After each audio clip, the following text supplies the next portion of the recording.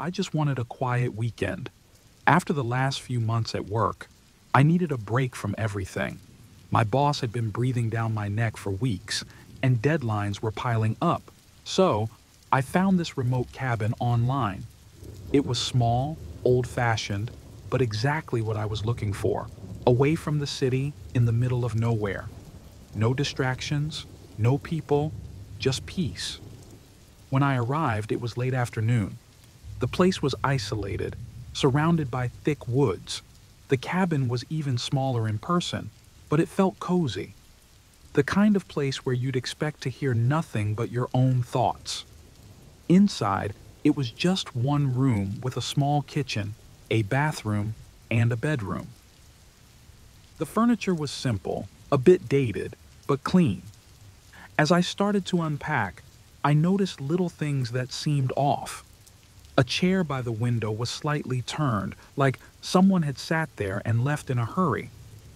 I remember thinking maybe the cleaning staff had just moved it. Then, as I walked to the bedroom, I saw it, the lock on the outside of the door. It struck me as weird, but I brushed it off. Maybe the previous owners had kids or something. Still, it made me a bit uneasy. That night, I was exhausted. After dinner, I settled into bed, but sleep didn't come easily. The cabin creaked like any old place would, but it felt different when you're alone in the middle of nowhere. Every little sound seemed louder. At first, I told myself it was just the building settling, maybe animals outside. But as the night went on, I started hearing more distinct noises. Footsteps, I thought, slow and deliberate, outside the cabin. I told myself I was imagining things, that it was just my mind playing tricks. But the sound wouldn't go away. It was rhythmic, like someone pacing around the house. I locked the bedroom door, on the inside of course, and lay back down. Eventually, I must have fallen asleep, but when I woke up in the morning, something was wrong. My phone wasn't on the nightstand where I left it. I found it in the living room, sitting on the couch. I tried to convince myself I must have brought it there before bed and forgotten. The next day, I decided to explore the woods a bit, hoping a walk would clear my head. But even outside, I couldn't shake the feeling that I was being watched. The woods were dead quiet, and I kept glancing over my shoulder, half expecting to see someone hiding behind a tree. Nothing. When I got back to the cabin, things were off again. My clothes, which I had left folded on the chair, were scattered across the floor. The bathroom light was on, though I was sure I turned it off before I left. I started to feel that tightness in my chest, that creeping sense that something wasn't right. I checked all the windows, the doors, everything was locked. That night was worse. The whispering started. At first it was faint, like the wind moving through the trees. But then I could swear I heard words, soft, indistinct, but definitely voices. I locked the bedroom door again and sat on the bed, straining to hear. The whispers grew louder, closer, until they seemed to be right outside the door. My heart pounded in my chest. I sat there, frozen, waiting for something, anything to happen. The doorknob turned slowly. I didn't move, didn't breathe. The knob clicked as if someone was testing it. Then there was a knock, slow and deliberate. I didn't answer. After a few minutes, it stopped. The next morning, I found a note under my pillow. "You're not alone." That's when I lost it. I tore through the cabin, searching every inch for any sign of someone being there, but I found nothing. No footprints, no signs of forced entry, nothing. But I knew someone had been inside. I couldn't explain it, but I knew. I decided then that I was leaving the next day.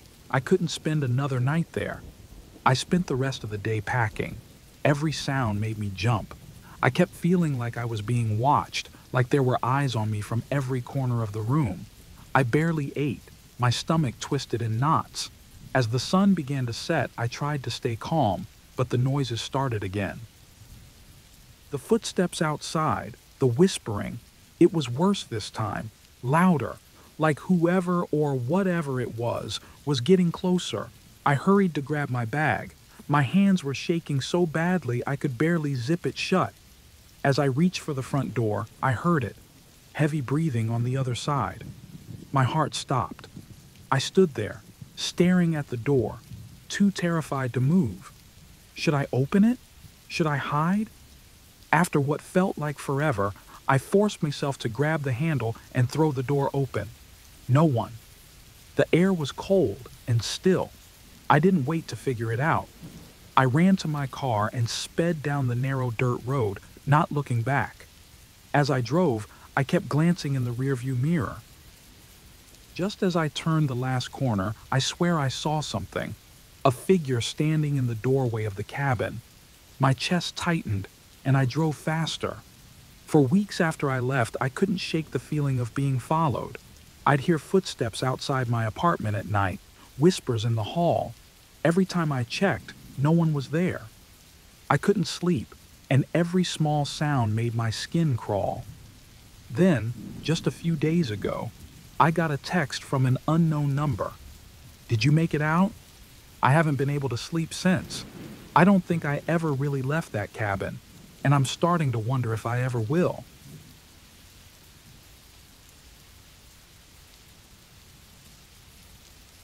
I've done a lot of babysitting to make ends meet during college. It's easy money, especially when the kids are already asleep, and I can just sit on the couch, study, or scroll through my phone. Most nights are quiet, just me, my books, and the occasional check on the baby monitor. This particular job felt the same at first. A wealthy family in a big house on the edge of a quiet neighborhood. Nothing unusual, or so I thought. It was a Friday night and the parents were going to a charity dinner. The kids were already asleep when I got there, and after a quick rundown of the emergency numbers and a help yourself to anything in the fridge, they left. I settled in with my laptop and some snacks, half watching TV and half working on a paper due next week. But the house, it felt too quiet. I couldn't explain it, but something was off. The windows, huge and uncovered, made me feel like I was being watched. I kept glancing outside, but there was nothing. Just darkness. Still, that nagging feeling stayed with me. It was probably just my imagination. About an hour after the parents left, I got a text from the mom. "How are things going?" Pretty standard. I replied that everything was fine. The kids were still asleep. Then, not 2 minutes later, I got another message from her. "Whatever you do, don't look out the windows." I froze. What? At first I thought it was a joke, maybe some weird inside humor I wasn't in on, but it didn't feel funny. I texted back, asking why. No response. My unease grew, that strange quiet feeling in the house making me hyper-aware of every sound. Eventually, curiosity got the better of me. I mean, why wouldn't I look? So I stood up, walked over to the window, and peeked outside. Nothing. Just the empty street and the porch light casting a soft glow. Still, that text, it didn't sit right with me. I checked my phone again. No answer from the parents. I told myself I was being ridiculous, but I couldn't shake the feeling that something wasn't right. The minutes crawled by, and I started hearing faint scratching noises outside. My heart jumped. It sounded like...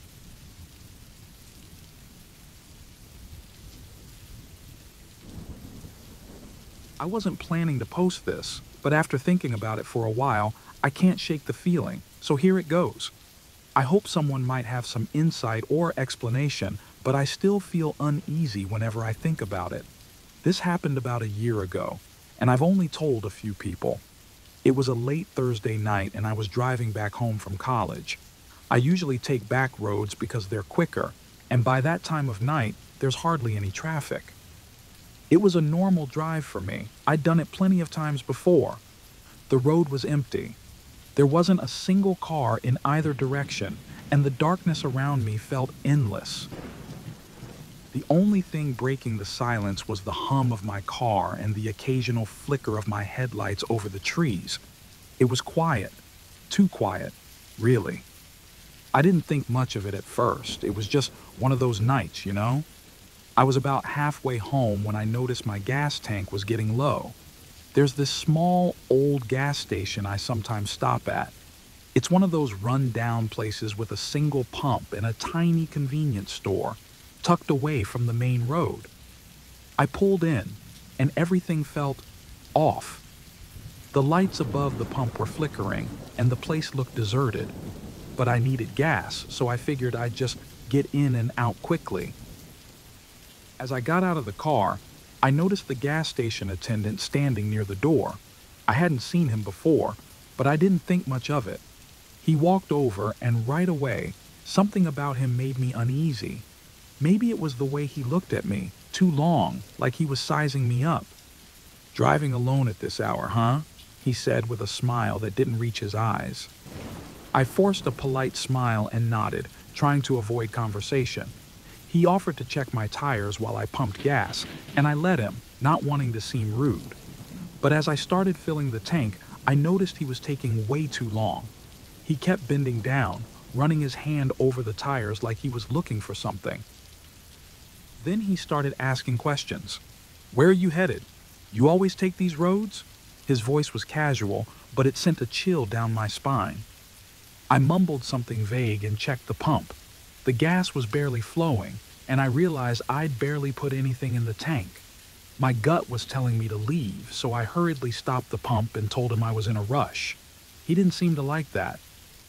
"There's something off with your tire pressure," he said, still crouched by my car. "You really should let me fix it." I shook my head, my heart racing, and got back in the car. As I drove away, I couldn't help but glance in the rearview mirror. The gas station quickly disappeared into the darkness, but something about the way he had been staring at me stuck. It wasn't just the fact that he hadn't filled the tank. It was everything. His questions, his movements, the way he kept delaying me. Something was wrong. A few miles down the road, I looked back again, and that's when I saw it. A car following me. No headlights, just a faint outline in the distance. At first, I thought it was nothing, but as I sped up, so did the car. Every time I made a turn, it followed. I started to panic. I told myself it was just a coincidence, but my mind was racing. I tried to stay calm and rational, but every part of me was screaming that I was in danger. I made another sharp turn, this time onto a smaller road, barely a path in the woods, hoping to lose them. The car was still there. My heart was pounding in my chest. The road was getting darker, narrower. I grabbed my phone, but of course, no signal. Great. It felt like I was being swallowed by the night, the trees closing in on me. The headlights from the car behind me flickered once, and then they were gone. I couldn't explain it. The car had just disappeared. For a second, I thought maybe I imagined the whole thing, but the fear wouldn't leave me. I pulled over to catch my breath, trying to think clearly, but as soon as I stopped, I heard it. A noise outside, a twig snapping. My whole body froze. Was someone there? I couldn't take it anymore. I slammed on the gas and took off, trying to find my way back to a main road, but I was lost now. Every turn seemed to take me deeper into the middle of nowhere. I kept hearing things, rustling, faint sounds behind me, something brushing against the car. I didn't know if it was real or if I was losing it. My mind was playing tricks on me. I didn't even know if that car had been real. But then I saw them, headlights again, in the distance, getting closer. This time, they were moving fast, right behind me. It was the same car. I knew it. I floored it, but no matter how fast I went, the car stayed right on my tail. I couldn't shake it. It felt like my whole body was about to shut down from fear, my hands trembling on the steering wheel. And then, just like before, the car was gone, vanished. I didn't know where I was. The road was unfamiliar, my gas was running low, and I was completely alone. My phone finally showed a single bar of signal, but I didn't know who to call. What could I even say? Eventually, I saw a sign for a small town and decided to head toward it. But as I got closer, something didn't feel right. My gut was telling me not to stop, but I couldn't keep driving aimlessly. I pulled into a parking lot on the edge of town and just sat there, staring at the dark road ahead, unable to shake the feeling that someone was still watching me. I stayed in the car, too afraid to step outside. I kept thinking about that night. Was I really in danger? Or had my mind just spun out of control? Just as I started to relax, I glanced in the side mirror. For a split second, I thought I saw headlights in the distance, but when I blinked, they were gone. I still don't know what to make of that night.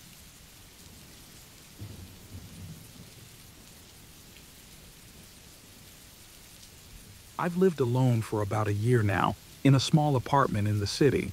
It's nothing fancy, just a one-bedroom, but it's close to work, and the rent isn't terrible. My daily routine is simple: work, groceries, maybe a walk in the park if I feel like it. I'm not the kind of person who scares easily. I've always felt safe living by myself until recently. Lately, though, things have been feeling off. It started small. I'd come home and notice little things out of place. The kitchen chair would be pulled out a little even though I always tuck it in. A dish I know I didn't use would be sitting in the sink. I told myself it was nothing. I must have just forgotten. After all, I live alone, and nobody else has a key to my place. But then, last week, I came home to find my bed slightly rumpled. I make my bed every morning without fail, and I'm particular about it. The way the comforter was pulled up, just a little, looked like someone had sat on it. That's when I knew something was really wrong. The next day, I noticed the bathroom window was cracked open. I never leave it open. It's a small window, and I always lock it, especially because I live on the ground floor. I checked for signs of a break-in, but there was nothing. No scratches, no damage, nothing was missing. I couldn't understand how it could have happened. I decided to buy a couple of cheap security cameras and set them up around the apartment. If someone was coming in while I was out, I would catch them. The cameras were simple, motion activated, sending clips to my phone. I felt better with them up, thinking I'd get some answers. Days passed and nothing showed up on the cameras, but the feeling didn't go away. More little things started to happen. My phone charger would be unplugged. A book I hadn't touched would be lying open on the coffee table. My closet door, which I always keep closed, would be slightly ajar. It was driving me crazy. Every night I'd check the footage from the cameras, and there was never anything unusual. But these things were real. I wasn't imagining them.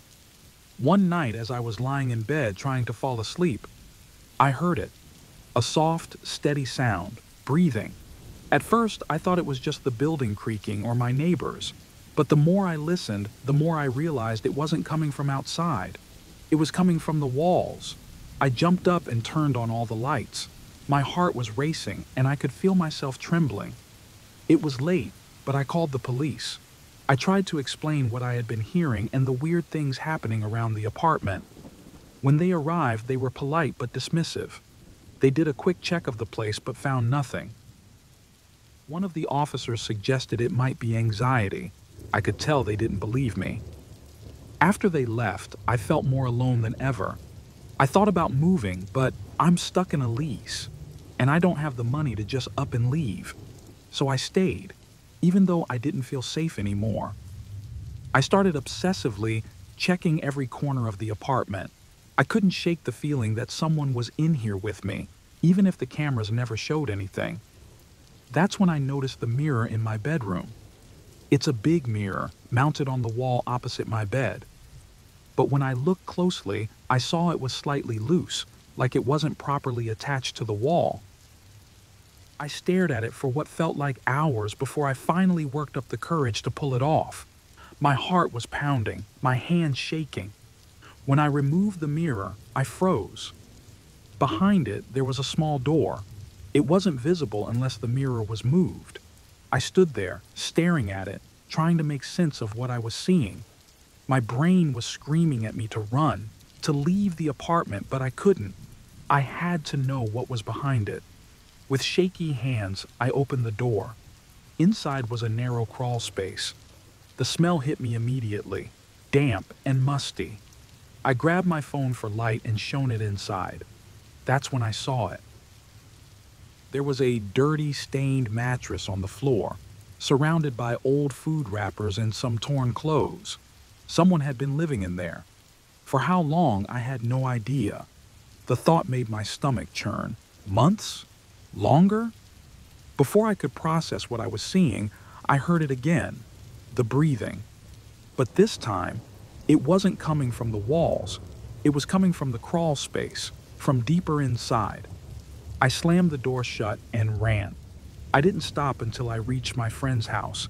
I was shaking so badly I could barely get the words out, but eventually, I managed to explain everything.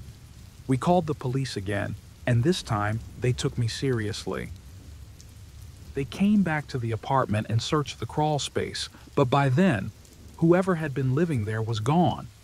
The police told me they'd investigate, but I don't think they ever found anything. The mattress, the food wrappers, the clothes, it was all still there. Whoever had been living behind my walls had left in a hurry. They must have been watching me the whole time, knowing exactly when I'd be out. I'm moving out as soon as I can, but honestly, I don't think I'll ever feel safe again. Every time I close my eyes, I still hear the breathing. Even now, in the middle of the night as I write this, I feel like someone's watching me. If you ever feel like something's off in your home, trust your gut. Don't wait until it's too late, like I did.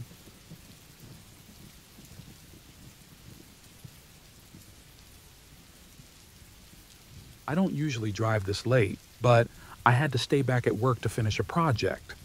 By the time I got on the road, it was close to midnight. The highway was dead, just long stretches of empty road with barely any cars. I'm used to quiet drives, but this was different. There's a certain kind of silence that feels heavy, like it's waiting for something to happen. I was about halfway home when I noticed something in the distance, a figure standing by the side of the road. At first, I thought I was imagining it, but as I got closer, I realized it was a man holding out his thumb. He was hitchhiking. I'm not the kind of person who usually picks up strangers.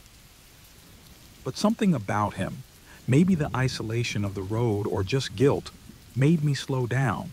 My mind went back and forth. Should I stop?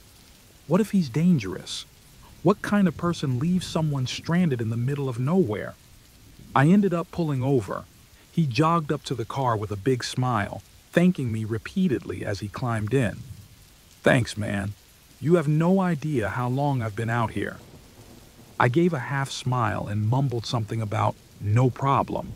He introduced himself, but I didn't catch the name. I wasn't focused on him. I was already starting to regret stopping. Something about the way he acted was off. Too eager, too comfortable. I brushed it off as nerves. Maybe he was just relieved. We made small talk, mostly him asking questions, where I was heading, if I drove this way often.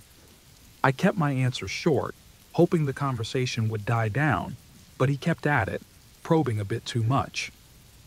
Do you usually drive alone at night? He asked at one point, his tone almost too casual. That's when I started feeling uneasy.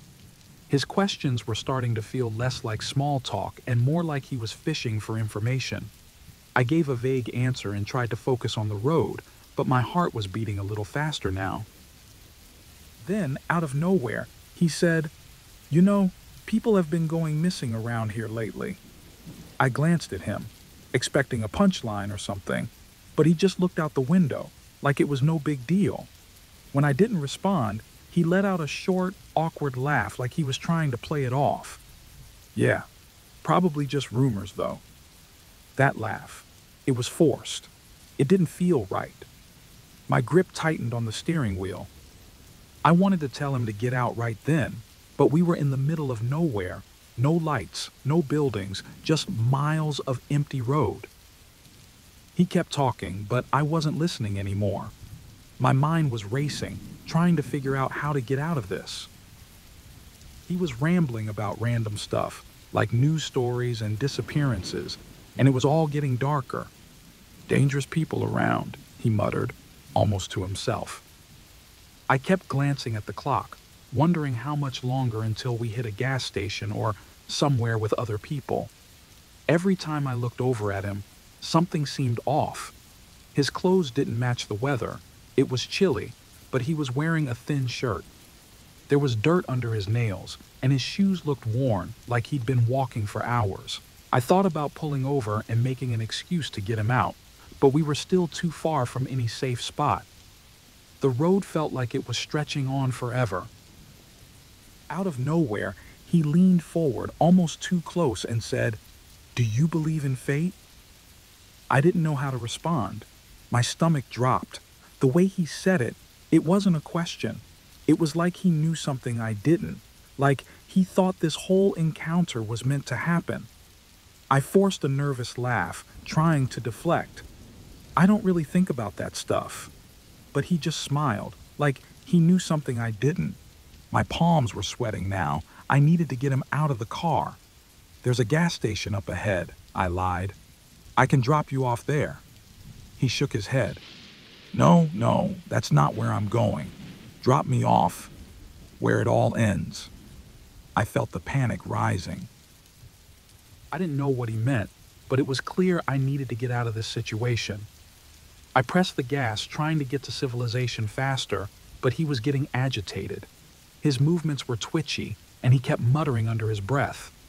My plan to drive him to the next town felt more dangerous by the second. I didn't want to escalate things, but I couldn't just keep driving with him in the car. I spotted a pull-off, a completely deserted area, but it was my only option. I slowed down, my heart pounding, and pulled over. "This is as far as I can take you." He didn't move at first, just sat there, staring straight ahead. Then, slowly, he turned to look at me. "You sure about that?" His tone was calm, but the threat was clear. I nodded, trying to keep my voice steady. "Yeah, you need to get out." After what felt like forever, he finally opened the door and got out. But before he closed it, he leaned down and looked me dead in the eyes. "I'll be seeing you around." I didn't respond. I couldn't. I slammed the car into gear and sped off, my heart racing. I didn't look back for a while, but when I finally did, he was just standing there, watching me disappear into the night. For days after, I couldn't shake the feeling that something was still wrong. Then, about a week later, I saw his face on the news. He was connected to multiple disappearances. They said he was still out there, no arrests made. I don't know if he recognized me or if I was just another face to him, but ever since, I can't stop looking over my shoulder. I haven't felt safe since that night, and honestly, I don't think I ever will.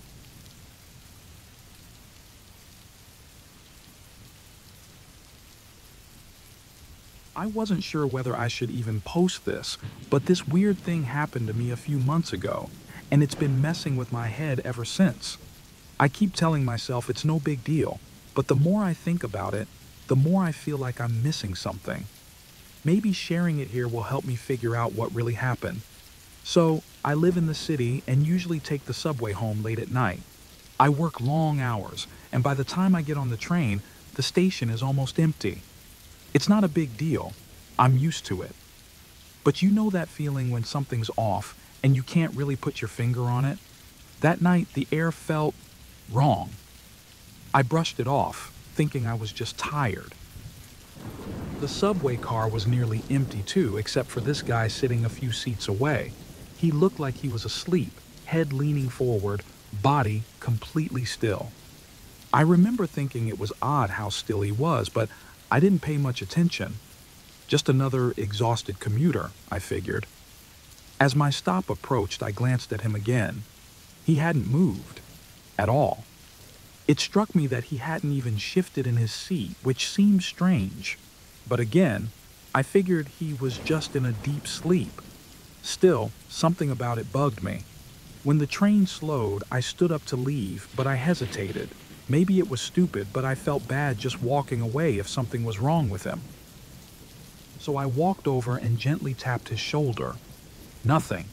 I tapped him again, a bit harder this time, but he didn't respond. I felt this tightness in my chest like something was seriously wrong.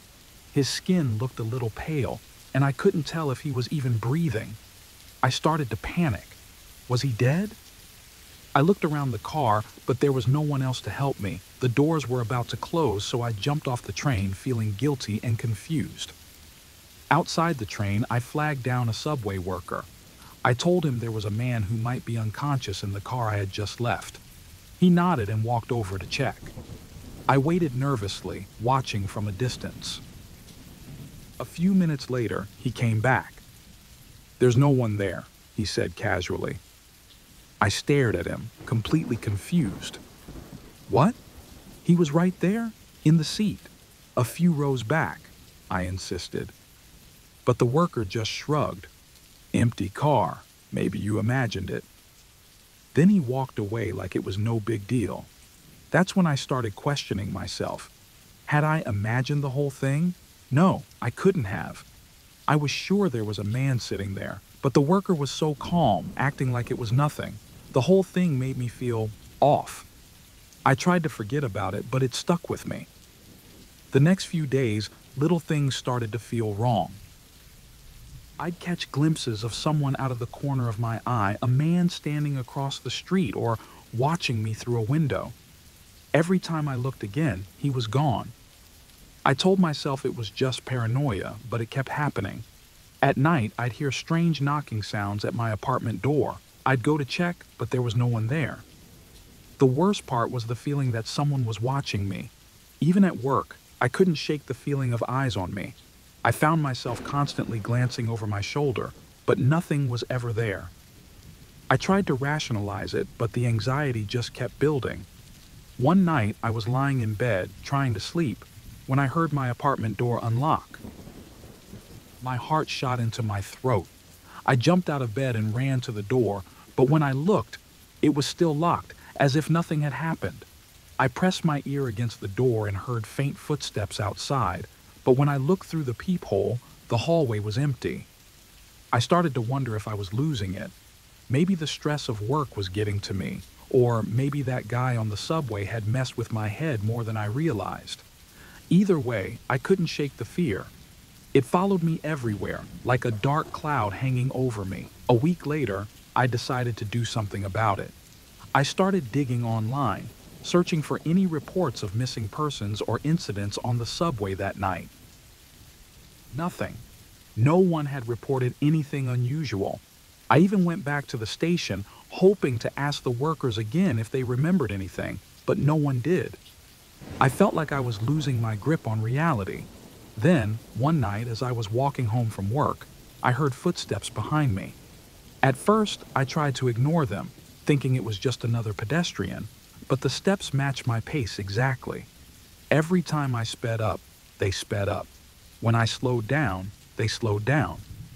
My heart pounded in my chest, and I glanced over my shoulder, but I couldn't see anyone clearly, just a shadowy figure in the distance. I panicked. I started running, heart racing, legs burning, but the footsteps kept following me, relentless.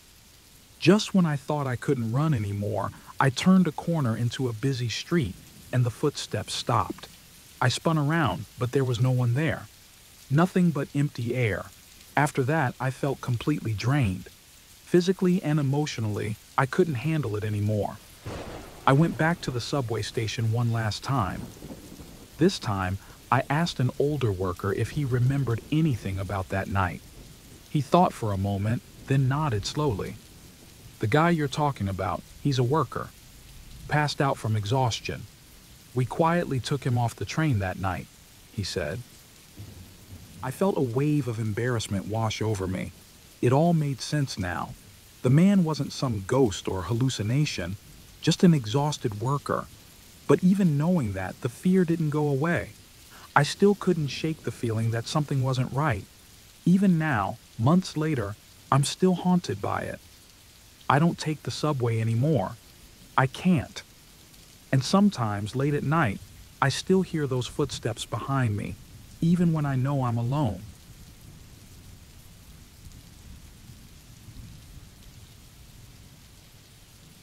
I spend most of my time online. It's not that I don't like being outside or with people, it's just easier this way.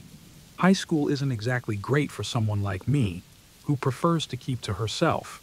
So, social media became my escape. I have a few friends, but we don't hang out much outside of school, and my parents are often working late. That leaves me alone a lot after school, and honestly, I kind of like it that way. There's this new app I've been using a lot lately. You can meet random people based on shared interests, and it was fun at first.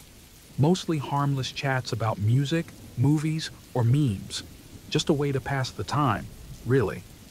But then, one night, I got a message from someone new. It seemed normal enough at first. Just a guy my age, or at least that's what his profile said. We had a few casual conversations about TV shows and school. He seemed friendly, nothing unusual. Things started getting a little weird after a few days. The questions he asked became more personal. What school do you go to? What time do you usually get home? At first, I brushed it off as someone just trying to make conversation. Maybe he was just curious. But then it got worse. He started asking things like, where exactly do you live? And, do your parents work late often? That's when the red flags went up. I didn't want to seem rude, so I dodged his questions, trying to steer the conversation back to normal stuff. But something about it didn't sit right with me. One night, he asked directly for my address. That was it. I blocked him immediately, feeling a little shaken but glad I cut it off before it got worse. A few days passed and I tried to forget about the whole thing. I told myself I was just being paranoid. But that's when I started noticing something off. It was subtle at first. A car driving slowly past me as I walked home from school. The same car passing my house twice in one day. I didn't think much of it, just a coincidence, right? Then, one afternoon, I was walking home and a man approached me. He was probably in his late 30s, unshaven, with messy hair. He smiled, but something about it wasn't right. He asked if I knew a certain house on my street. I said no, trying to keep walking, but then he mentioned the app. My heart stopped. He said he recognized me from the app, that we had chatted before. That's when I realized this wasn't a coincidence. This was real. I ran home that day, locking the door behind me. My hands were shaking as I texted my parents, telling them what had happened. When they got home, I explained everything, but they brushed it off. My mom said it was probably just some guy who got confused. My dad said I shouldn't be talking to strangers online in the first place, but neither of them seemed to take it seriously. The next day, I saw the man again. This time, he was standing across the street from my house. He didn't do anything, didn't approach me, but he was watching. My parents didn't believe me when I told them again. They thought I was being dramatic, that it was just someone passing through. But I knew. I could feel it. I started taking different routes home from school, trying to avoid seeing him. But no matter what I did, he was always there. Sometimes I'd catch a glimpse of him from the corner of my eye, standing at the bus stop or across the street. Other times, it was just the same car driving slowly by. I started to feel like I was losing my mind. Was I imagining it, or was he really following me? One day, I decided to leave school early, thinking maybe I could avoid him if I left at a different time.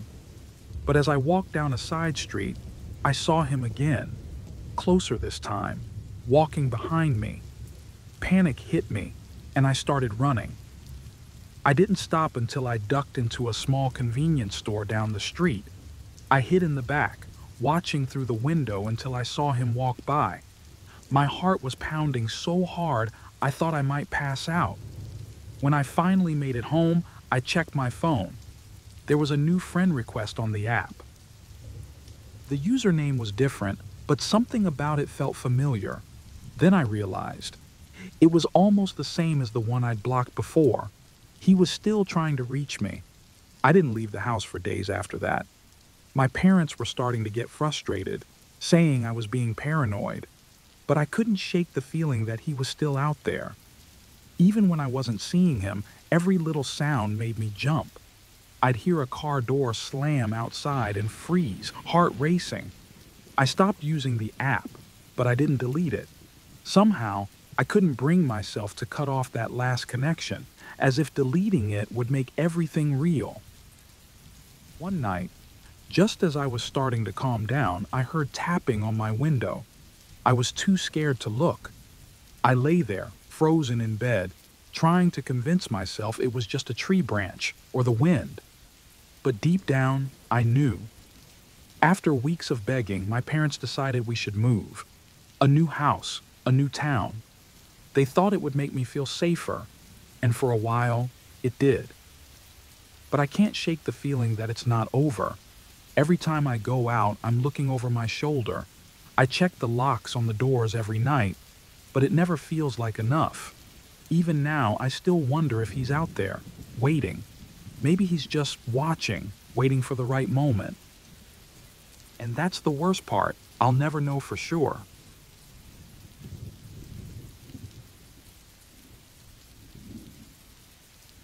The locked window. When my husband and I bought our first home, I thought it was perfect. It was small, but it had charm. A cozy little house on a quiet street. We were thrilled to finally have a place of our own, and at first, everything felt like a dream come true. Sure, it needed a few repairs, but nothing urgent. The only thing that really bothered me was the window in the master bedroom. It wouldn't lock. My husband said it was no big deal, and he'd fix it eventually, but I couldn't shake the feeling that something wasn't right. At night, the house was too quiet. It wasn't just the typical creaks you'd expect from an old place. There was a different kind of stillness, one that made me uneasy. I began noticing subtle things, the sound of something faint near the window, like the wind, but it didn't feel like wind. I tried to ignore it, telling myself it was just my imagination, but the feeling lingered. Then one night, I woke up in the dark. I could hear something, an almost imperceptible creak. I held my breath, listening. There it was again, the sound of the window moving. My heart started racing. I shook my husband awake. "Did you hear that?" I whispered, my voice trembling. He groggily sat up, rubbing his eyes. "It's just the wind or the house settling," he mumbled, getting up to check the window. He jiggled it, confirming it was still closed. "See? Nothing. Go back to sleep." But I couldn't. Something about it felt wrong. Over the next few nights, I kept waking up to the same sound, that small but unmistakable creak. I'd listen, heart pounding, staring at the window, but every time I checked, it looked closed. My husband was growing frustrated with my paranoia, insisting I was overreacting. One night, to test if the window was really moving, I placed a chair directly under it. If the window was being opened, surely the chair would move. That night, I woke again to the sound of the window. I reached for the light, but something stopped me. The chair. It had shifted. Just slightly, but enough that I knew someone had moved it. I didn't say anything to my husband the next morning. He would just dismiss it again, like he had every time before. But the dread was sinking in. What if someone was coming into our house at night? The next day, I started noticing small things. My phone charger wasn't where I left it. A cup in the kitchen had been moved. Little things that made me question myself. Was I losing my mind, or was someone really inside our house? I tried bringing it up again, asking my husband if he'd noticed anything strange, but he waved me off. "We'll get the window fixed soon," he promised, but his tone said he wasn't in any rush. I couldn't understand how he was so calm. That evening, after he'd gone to bed, I stayed up, sitting in the dark, listening. That's when I heard it. Soft footsteps outside the bedroom. My heart dropped. I froze, straining to hear. I tiptoed to the door, but when I peeked out, there was nothing. Still, the feeling stayed with me, like someone was always just outside, watching. The next morning, as I was making the bed, I noticed something on the floor near the window, a cigarette butt. Neither of us smoked. My stomach turned. It was proof. Someone had been inside. I showed it to my husband, but even then he wasn't convinced. Maybe it blew in from outside, he suggested. I couldn't believe he wasn't taking this seriously. I couldn't wait anymore. We had to fix the window.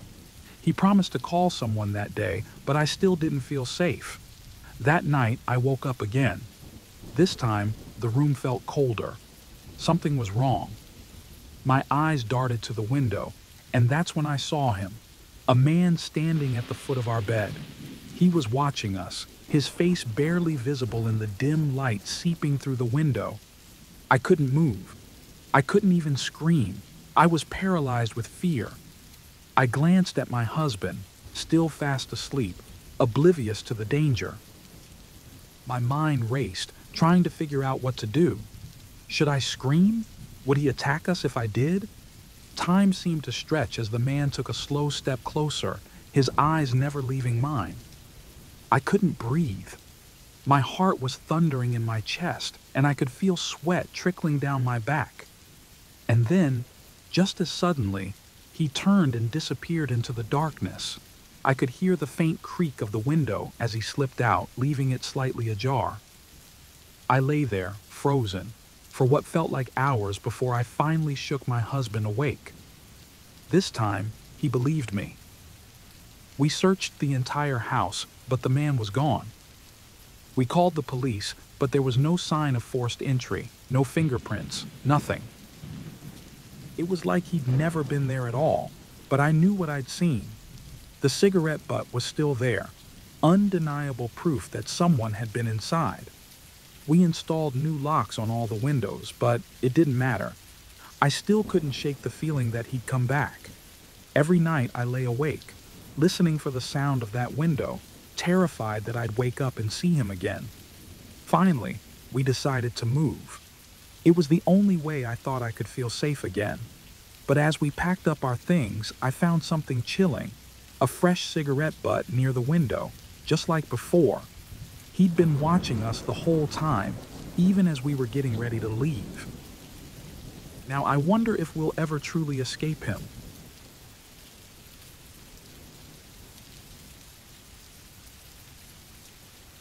The night jogger. I'm not one for crowds. That's why I started jogging at night a few years ago. There's something peaceful about running when the streets are empty, and the only sounds are my own footsteps and the faint hum of distant traffic. I live in a quiet suburban neighborhood where nothing ever happens. It feels safe. Or, at least, it used to. My routine's simple. I put on my headphones, take the same route every night, and let my mind wander as I run. There's a stretch of road lined with old street lights that flicker every so often, but I never really thought much of it. It was just one of those things you barely notice, until you do. That night, though, everything felt off. The air was cooler than usual, the street seemed darker, and the flickering lights caught my eye more than they ever had before. It was around my third lap when I noticed the car. I didn't think much of it at first. It was parked at the corner, nothing unusual about it. People leave their cars on the street all the time. I passed it without a second thought. But when I rounded the corner again, I saw the car again, slowly rolling down the road. Something about it made me uncomfortable, but I brushed it off. Maybe it was someone waiting for a friend or picking someone up. People drive around late at night, right? It was probably nothing. The third time I saw the car, I knew something was wrong. It was behind me now, moving at a steady pace, not fast enough to overtake me, but always close. I sped up a little, hoping they'd just pass, but when I turned down a side street, the car didn't drive past. It turned too, taking a parallel route.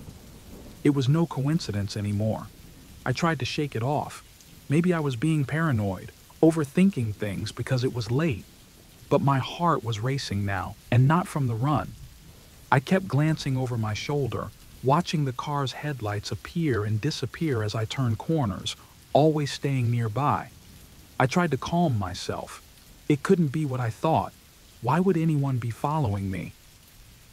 I'm just some guy jogging in the middle of the night. I wasn't important, wasn't worth chasing. But then, just as I reached the end of the street, I saw it.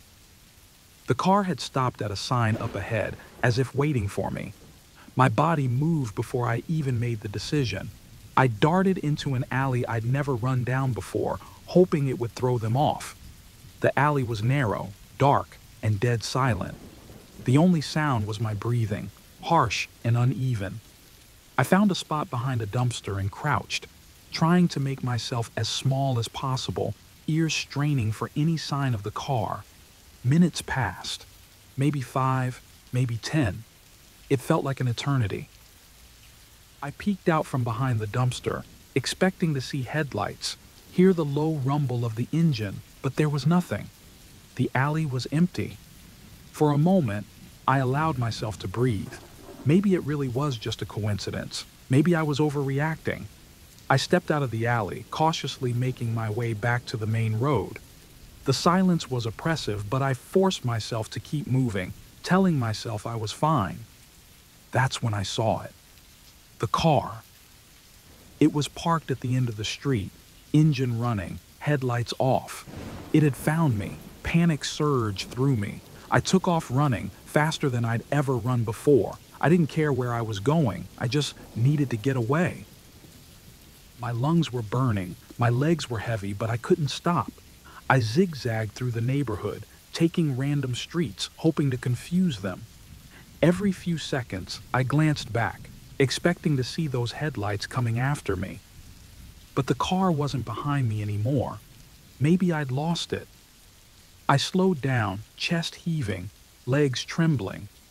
But as I rounded the corner, there it was again, turning onto the street behind me like it knew exactly where I was headed.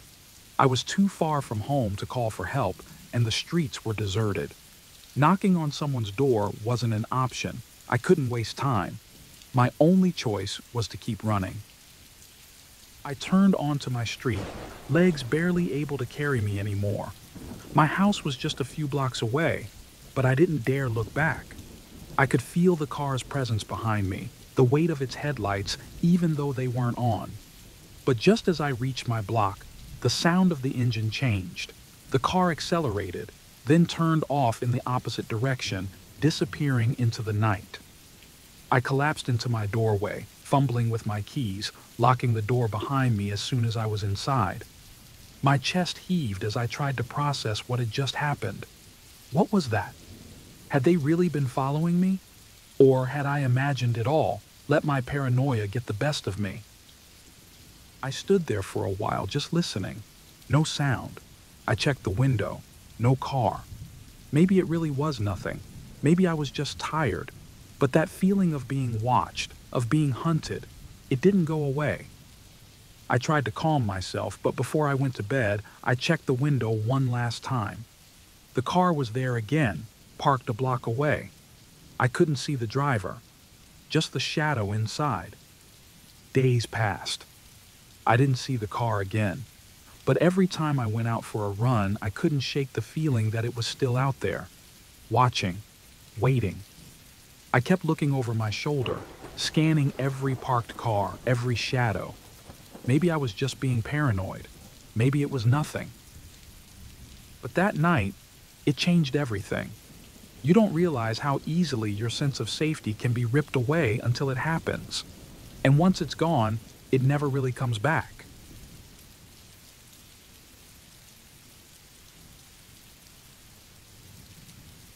I usually don't share stories like this because it's embarrassing how paranoid I got. But it happened, and I can't shake the feeling that something worse could have happened if I hadn't followed my gut. Anyway, here goes. It was a normal Saturday evening. I'd spent the afternoon at the mall, taking a break from my usual weekend routine. I love shopping alone because it's one of the few times I can completely unwind, not worrying about anyone else. The mall was busy as always, and I spent more time than I planned browsing stores. By the time I was done, it was dark outside. Parking lots always make me a little uneasy, especially at night. There's something about the emptiness, the echo of footsteps, and the shadows cast by flickering lights. But I usually shrug it off. Being paranoid is a waste of energy. I remember thinking that as I approached the doors leading to the lot. It wasn't completely deserted, but it was much quieter than when I'd arrived earlier. As I walked out, I noticed something odd. There was a white van parked right next to my car, even though there were plenty of empty spots. I paused for a second, wondering why someone would choose the space so close to mine. I mean, it's not illegal, but it felt off. I brushed it off as a coincidence and kept walking. I had a few shopping bags in hand and was fiddling with my keys as I got closer to my car. That's when I saw him. There was a man sitting in the driver's seat of the van, his face partially obscured by the shadows. I couldn't make out much, just the vague outline of someone staring straight ahead. My casual unease turned into something sharper. It was like my instincts kicked in, telling me not to get too close. I slowed down, pretending to check my phone, while trying to decide if I should just keep going or head back to the mall. As I walked closer to the cars, I heard the creak of a door. I glanced up and my heart stopped. The van's driver's side door was cracked open.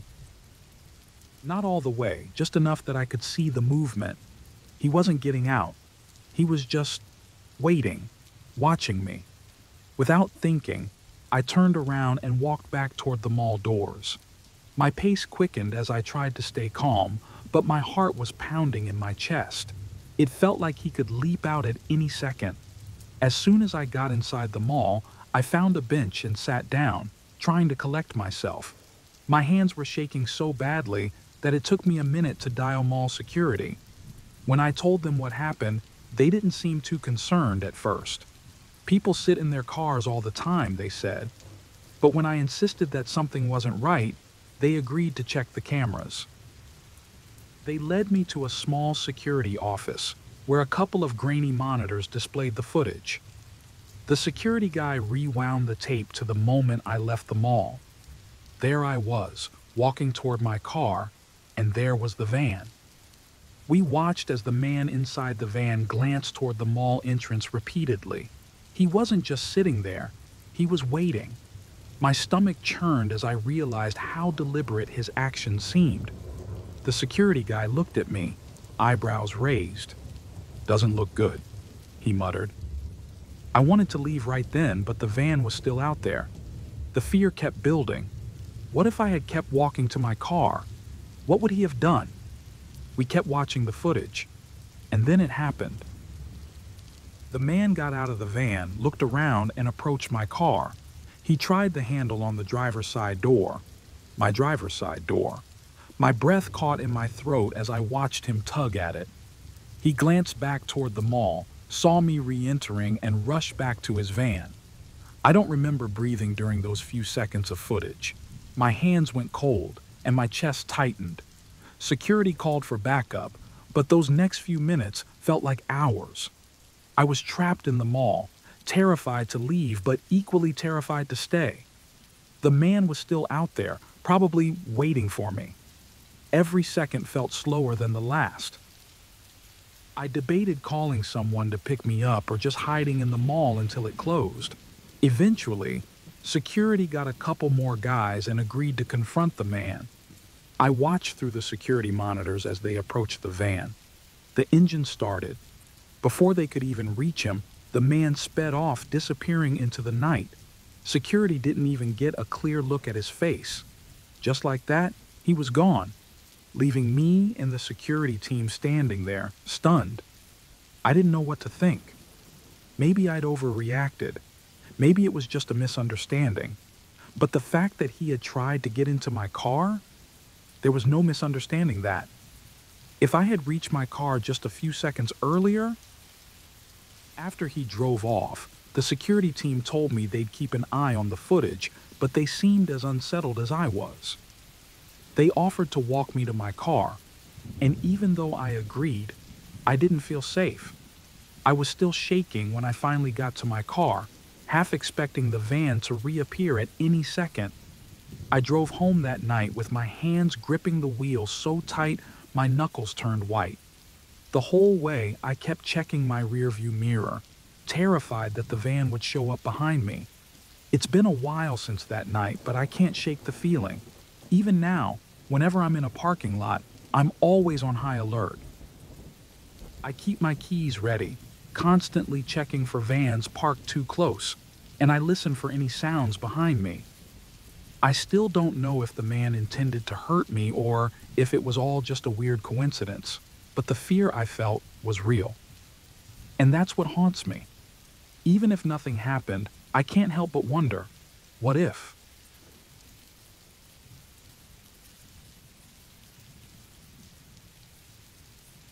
The open door. I'm not sure why I'm sharing this, but I guess I need to get it out of my head. My husband and I live in a pretty quiet suburban neighborhood. You know, the kind of place where nothing ever happens. We moved in about 2 years ago, and since then it's been the same routine. Work, come home, dinner, and then bed. We don't go out much, and we've always felt safe here. We've got a dog, Rocky, who usually lets us know if anything is off, but even he's pretty laid back. Every night we double-check the locks before bed. It's just a habit now. My husband is especially careful about it. He's always been the one to lock up, making sure every door is secure. And we've never had any issues. That is, until a few weeks ago. One morning, I woke up and went into the hallway to grab some water. That's when I saw it. The front door was wide open. I froze. My first thought was that we'd been robbed, but nothing seemed out of place. I called my husband over, and he looked as confused as I was. "I locked it last night," he said, almost defensively. I believed him because, like I said, he always checks. But there it was, the door standing open. We brushed it off as maybe one of us forgetting, though it gnawed at me. Still, nothing was missing, and everything else seemed fine. But that was just the beginning. A few days later, it happened again. Same thing, door wide open, and both of us swearing we'd locked it. This time, I felt a wave of dread. Something wasn't right. I started to feel uneasy in my own home. That creeping sensation that maybe someone else had been inside while we were sleeping. My husband, though frustrated, tried to reassure me. "Maybe I'm losing it. Maybe we're overthinking this," he'd say. But I could tell he was starting to feel it too. We began paying extra attention to everything. Rocky started acting strange, barking at nothing, especially near the front door. I'd hear noises at night, faint footsteps or creaks, but every time my husband got up to check, there was nothing. One night, while lying in bed, we both heard it. Clear, distinct footsteps in the hallway. I could feel my heart pounding in my chest. My husband went to check, but he came back saying there was no one there. It didn't make sense, but we tried to ignore it, telling ourselves it was just the house settling or our imagination playing tricks. Then things got worse. I was losing sleep, constantly anxious. Every night I'd wake up multiple times just to check the door. We decided to add extra locks, thinking that would solve the problem. We put a bolt on the door and even installed a chain. I felt a little better at first, thinking there was no way someone could open it now. But just a week later, I woke up to find the door open again. Everything we did to secure it, it didn't matter. The bolt was unlocked. The chain was hanging loose. I felt sick. I became obsessed. I started recording the nights on my phone, setting it up in the living room to see if I could catch something. Each morning, I'd go through the footage, but there was nothing. No movement, no sounds. Just us sleeping peacefully while the door somehow opened on its own. I was barely sleeping at this point, too afraid I'd miss something important. Then, while cleaning one day, I found something that made my blood run cold. There was a small device hidden under the couch, almost too small to notice, a recording device. My hand shook as I held it. Someone had been watching us. I confronted my husband immediately, but he claimed he had no idea how it got there. He looked just as shocked as I felt, but a part of me started to doubt him. Could he have been hiding something? The tension between us grew, and I didn't know who or what to trust anymore. I tried to stay calm, but every night I felt like we were being watched. I couldn't shake the feeling that someone was in the house with us, even though we never saw anyone. My husband insisted we should call the police, but I didn't know what to say. "There's a recording device and the door keeps opening by itself," sounded insane, even to me. Then, the night came that changed everything. I woke up in the middle of the night to a soft, creaking sound. My husband was still asleep beside me. I grabbed my phone and crept out into the hallway. The house was dark, and every sound felt like it was amplified. My breath caught in my throat as I checked the front door. It was still locked. But then, as I turned to head back to the bedroom, I heard it, a faint click, like a door closing. The next morning, I checked the footage from my phone. My stomach turned as I watched.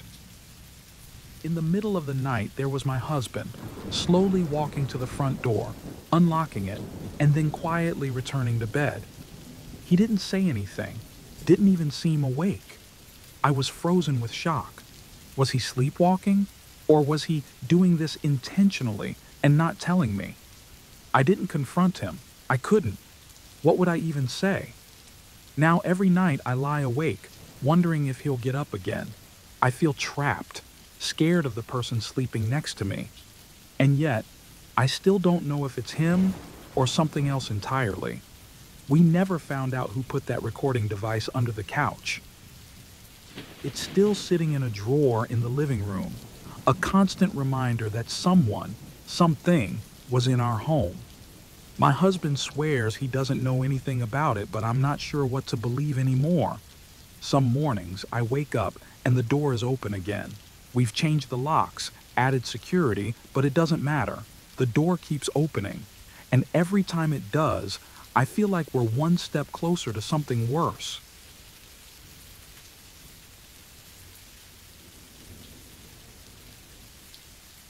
The wrong package.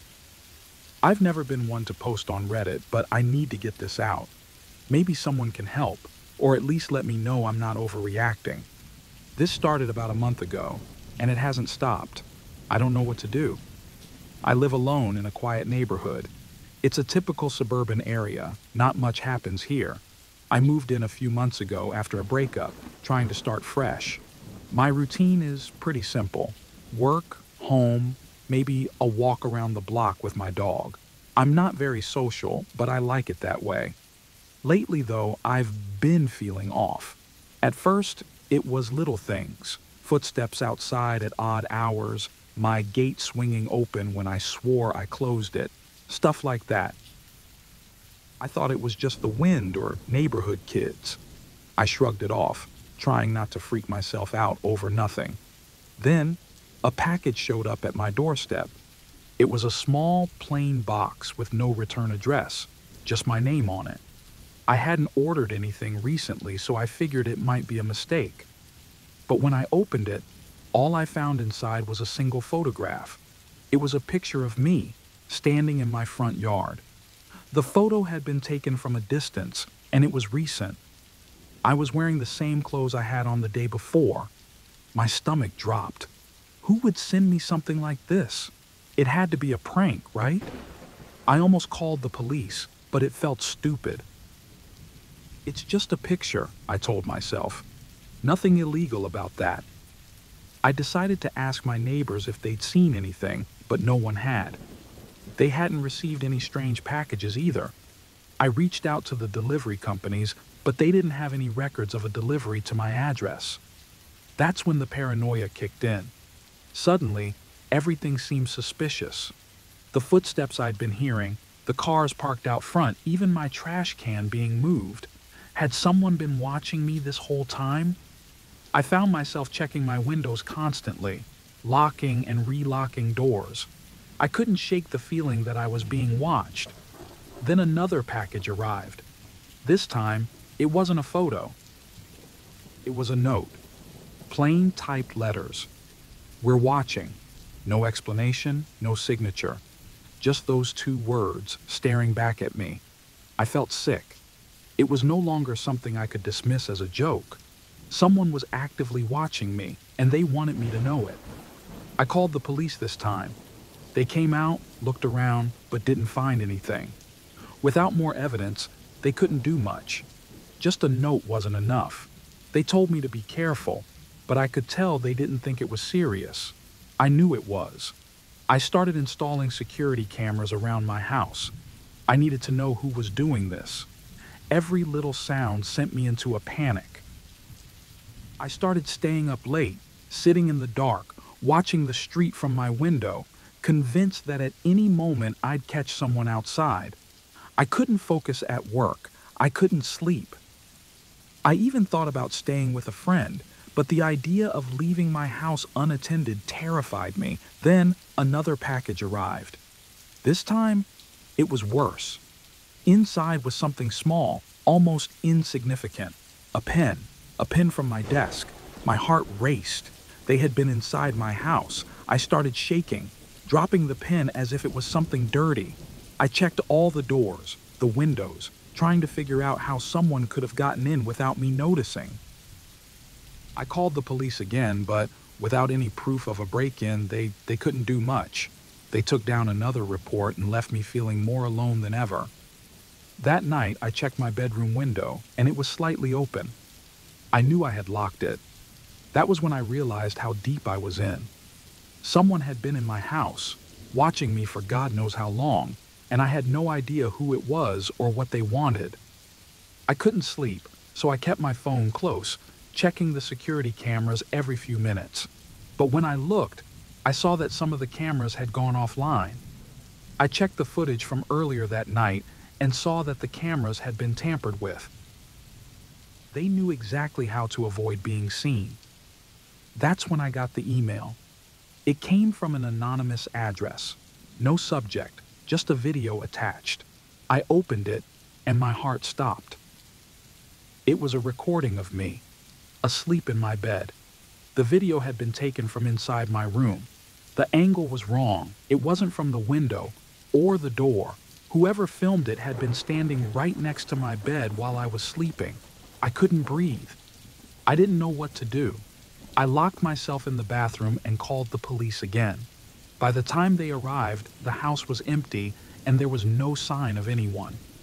They told me I should stay somewhere else for a while, but I didn't have anywhere to go. I didn't feel safe anywhere. The days blurred together after that. I installed new locks, added more security cameras, even had a friend stay with me for a few nights. But the paranoia didn't go away.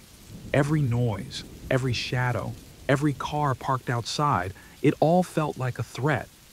I couldn't shake the feeling that they were still watching, waiting for the right moment. Then, late one night, there was a knock at the door. I froze. I didn't move. The knock came again, this time softer, almost like they knew I was listening. After a few moments, I heard something slide under the door. I waited until I was sure they were gone before creeping over to check. It wasn't a package this time. It was a note, 2 words, written in the same cold, typed letters as before. Too late. I don't know what to do anymore. I've thought about leaving, disappearing, but I feel like they'd follow me. The police aren't helping. Every day, I wonder if they've been watching me for longer than I realized. Maybe before the first package even arrived. I don't know how this ends. I just know they're still out there.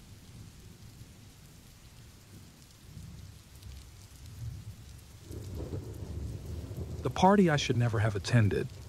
So, this happened to me a few months ago, and honestly, I haven't felt safe since. I know it might sound paranoid, but I just need to get it off my chest. Maybe writing it down will help me process it, or at least warn someone else. I'm just your average guy in his late 20s.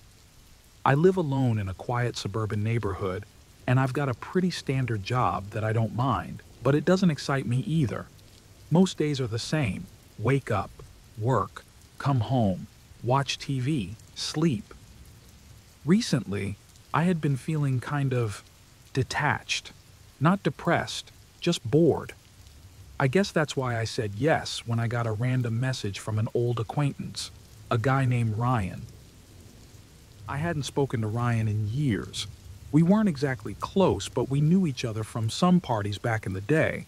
His message was short, casual. Hey, long time no see. I'm hosting a little get-together this weekend. You should come by. At first, I was unsure. I hadn't thought about him in forever, and something about the message felt off, too formal for a guy like him.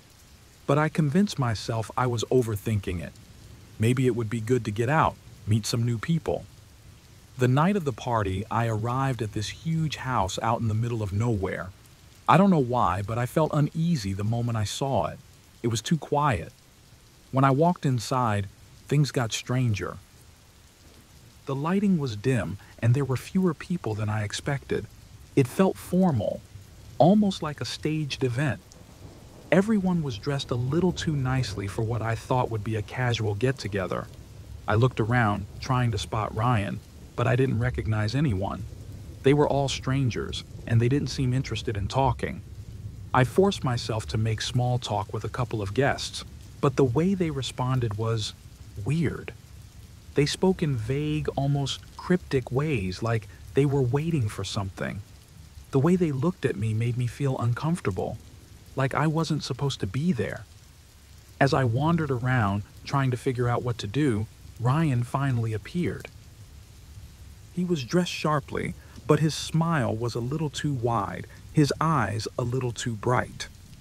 After some awkward small talk, he clinked a glass and gathered everyone's attention. "Thanks for coming," he said, his voice calm but cold. "Just a reminder, once you attend this party, you don't leave early. That's the rule." Everyone nodded. I laughed nervously, thinking it was some kind of joke, but no one else laughed. That's when it hit me. I wasn't just at some party. This was something else. My gut told me to get out, but how? Ryan's words were clear. Leaving wasn't an option. I tried to play it cool. Maybe it was just a strange vibe, nothing more. But every time I moved toward the exit, someone was always standing nearby, watching me, not blocking me, not directly threatening me, but making sure I knew they were there. It was like the whole place was designed to keep me in. I excused myself to use the bathroom, hoping to sneak away and find another exit. But the layout of the house was confusing. Hallways that seemed to loop back on themselves, doors that wouldn't open, rooms that were completely empty except for a single piece of furniture. I checked my phone, hoping to call an Uber, but there was no signal. I couldn't even send a text. As I walked through the house, I overheard bits of conversation. The guests weren't talking about normal things. No small talk, no personal stories, just whispers. Phrases like, "He'll figure it out soon," and "It's only a matter of time." They weren't talking about the party anymore. They were talking about me. Panic started to creep in. I needed to leave, now.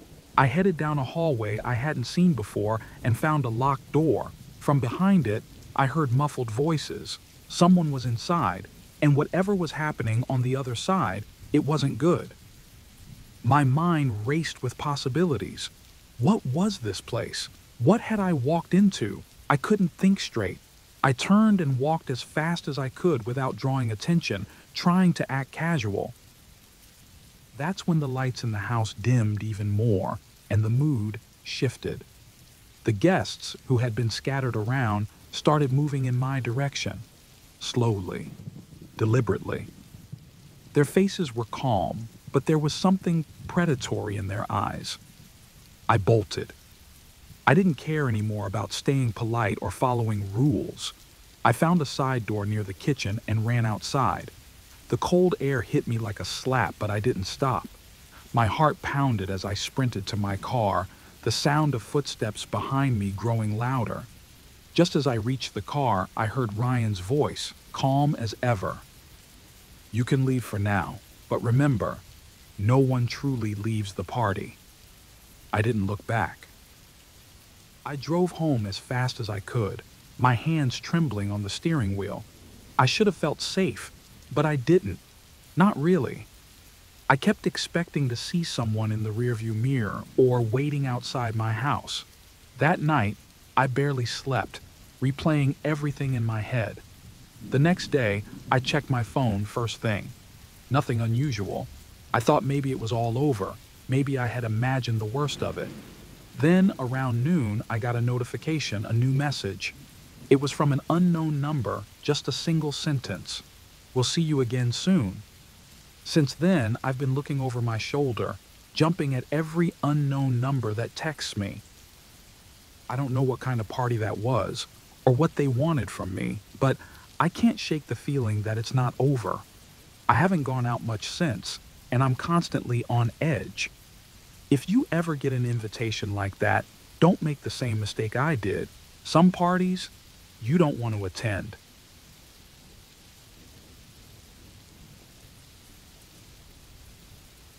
The hiker's cabin. I've always loved hiking. There's something about being alone in the mountains that clears my head, away from the noise of life. The peace and quiet. Just me, the trees, and the wind. I used to go out alone often, and nothing ever bothered me. But after what happened last winter, I don't think I'll ever hike by myself again. It wasn't my first time in those woods. I'd hiked that trail before, more than once. But this trip was different, and not in a good way. It was the kind of hike that makes you question whether solitude is something you really want. I'd never felt uneasy before, but looking back, maybe I'd ignored the signs. Little things, like catching glimpses of movement out of the corner of my eye, or hearing muffled sounds that I couldn't quite place. I'd always brushed them off as paranoia. Turns out, I was wrong. That morning started like any other hike. I packed light, just enough supplies for a day's trek, and set off early. The air was crisp, the sky clear, and I was alone, just how I liked it. Everything seemed fine at first, but as I got deeper into the forest, something felt off.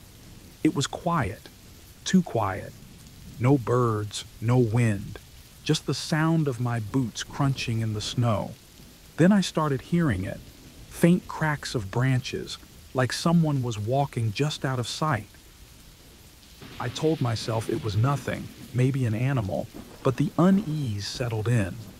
By late afternoon, I realized I was farther off the trail than I'd planned. The sun was starting to set when I stumbled upon the cabin. It was old, worn down, and definitely abandoned. I hadn't seen it on any of my other hikes in the area. It seemed out of place, almost hidden. But the cold was setting in, and I figured it was as good a place as any to stop for the night. The door creaked when I pushed it open. Inside, the cabin was a mess. Dust-covered furniture, broken windows, but nothing that stood out. Except for one thing, a half-burned candle on the table and an old journal beside it.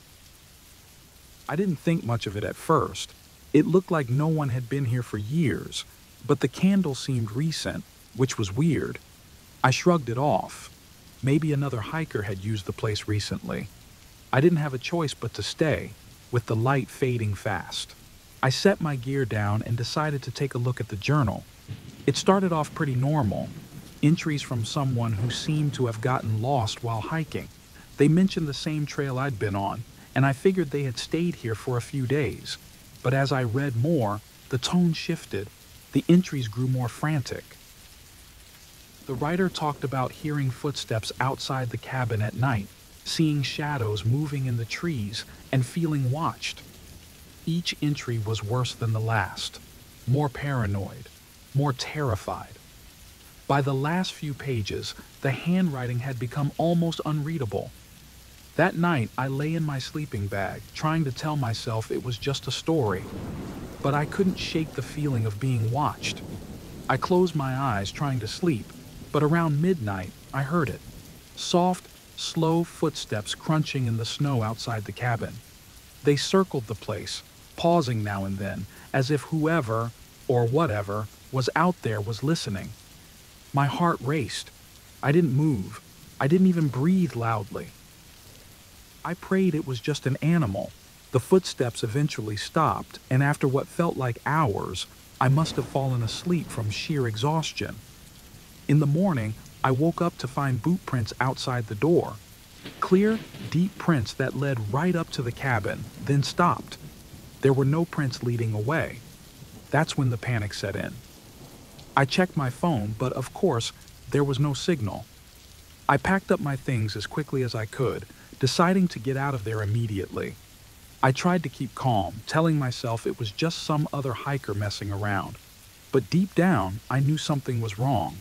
I wasn't alone out here. As I hiked back down the trail, that feeling of being watched only got worse. Every few minutes, I'd hear a twig snap, or I'd catch a flicker of movement out of the corner of my eye. My heart was pounding in my chest, and I found myself walking faster, trying not to look back.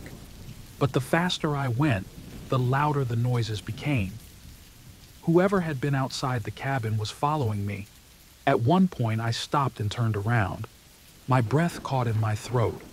Standing a few yards away, partially hidden behind a tree, was a figure. They didn't move. They didn't say anything. Just stood there, watching me. My stomach dropped.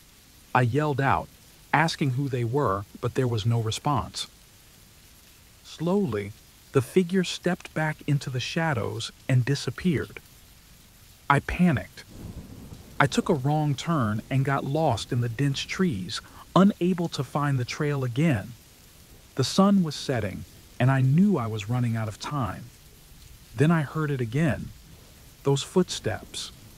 This time, there were more of them. And I could hear distant voices, murmuring, but I couldn't make out what they were saying. It felt like they were just out of sight, surrounding me. I ran.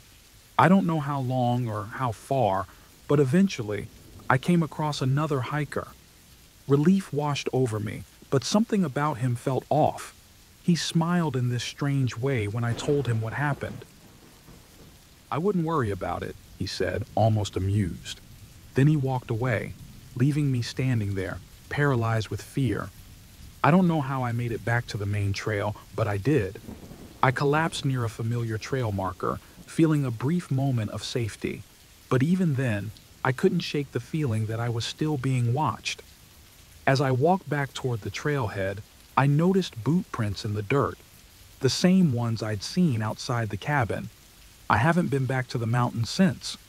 I still hear footsteps outside my window at night, and sometimes I see boot prints in the snow outside my house. I try to tell myself it's nothing, but I know something followed me out of those woods. I don't think I'll ever be alone again.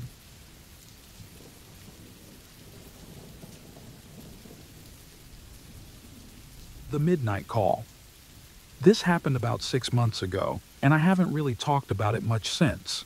But lately, I've been thinking about it more, and maybe sharing will help me process it. I don't know. Anyway, here's what happened. I'm a pretty ordinary person. I work from home as a freelance graphic designer, which means I spend a lot of time in my apartment. My days are routine: working, going to the gym, grabbing coffee with friends occasionally. Everything was fine until one night I got a call. It was late, around midnight, which is unusual for me. I never get calls that late unless it's an emergency, so I answered thinking it might be important. But there was nothing on the other end, just silence. And then, after a few seconds, I heard it. Heavy breathing, like someone was holding the phone close to their mouth, but not saying anything. I said hello a few times, but no response. After a while, the call just ended. I brushed it off as a prank or maybe a wrong number, though the sound of that breathing stuck with me. It was unsettling, but I didn't think much of it. A couple of days later, it happened again. Another late-night call. The same breathing, the same silence. I was starting to feel uncomfortable, but I still told myself it was probably just some dumb prank, maybe a kid messing around. But then the calls became more frequent. Every night around the same time, I'd get the call. Always silence, always breathing.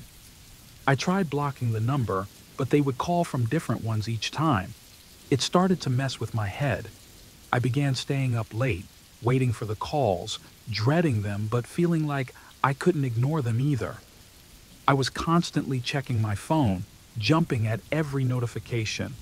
My sleep was getting worse, and I found myself anxious even during the day. One night, while I was on the phone with this mysterious caller, I heard something outside. Footsteps, faint, but in sync with the breathing on the other end of the line. I rushed to my window, but no one was there. I couldn't shake the feeling that I was being watched. I decided enough was enough. I changed my number, thinking that would be the end of it. For a few days, it worked. No more calls, no more heavy breathing, and I finally got some sleep. But just as I was starting to feel normal again, it happened. I was at work, trying to focus on a project, when my phone buzzed. I glanced at the screen and my stomach dropped. It was the same number. The same one I thought I had escaped. How did they get my new number? My heart raced, and I quickly declined the call. But the calls started coming during the day now, not just at night. It felt more personal, like they were trying to catch me off guard when I was out with friends or at work, places where I had felt safe before. I told a couple of my friends about it, but they thought I was overreacting. "It's probably just some automated scam," one of them said. "Just ignore it." But I couldn't. The calls were too frequent, too specific. I started seeing that number everywhere, and every time I saw it, I felt that cold knot of fear in my stomach tighten.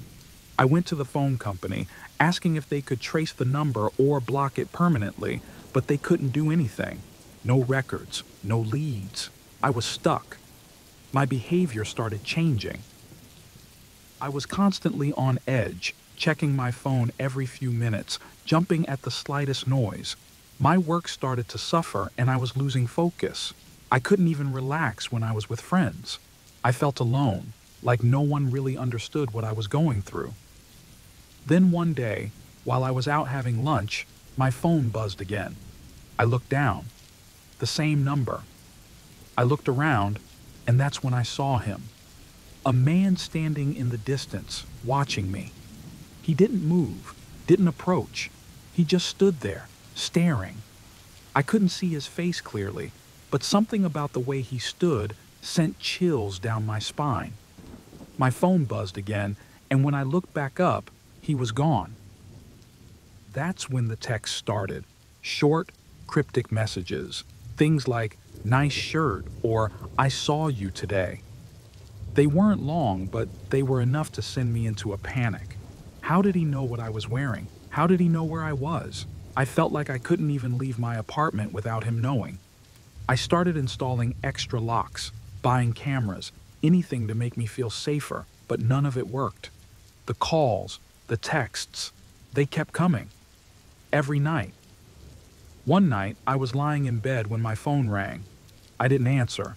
I just stared at the screen, my heart racing. Then I heard it, the sound of someone trying the door handle, a quiet, metallic click, like they were trying to get in. I froze. I didn't move, didn't breathe. I could hear my heart pounding in my ears. After a few minutes, the sound stopped. I ran to the door and checked the peephole, but no one was there. My phone buzzed again.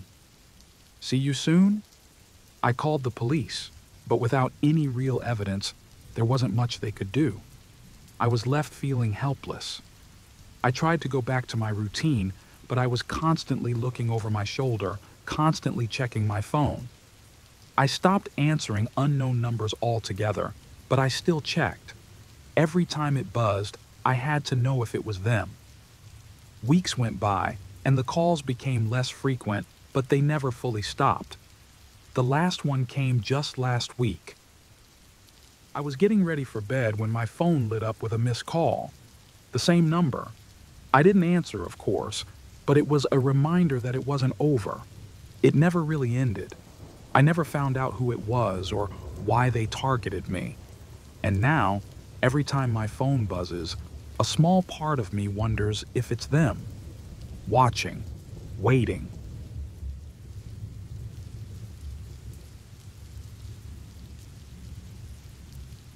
Last night was supposed to be fun. I was out late after a party with some friends, and I drank a little more than I had planned to. It was one of those nights where everything felt fine until I realized it was past midnight and I had to get home. I usually avoid taking ride shares this late, but walking or waiting for a bus wasn't an option. It felt safer at the time to just get a ride. So I ordered a car. I'm always careful with this stuff. I checked the driver's profile, his ratings, and made sure the license plate matched when the car pulled up. The driver was a man in his 40s. He was a bit chatty, making small talk right away, asking about my night, saying how late it was for someone like me to be out alone. I felt a small twinge of discomfort at the comment, but I brushed it off.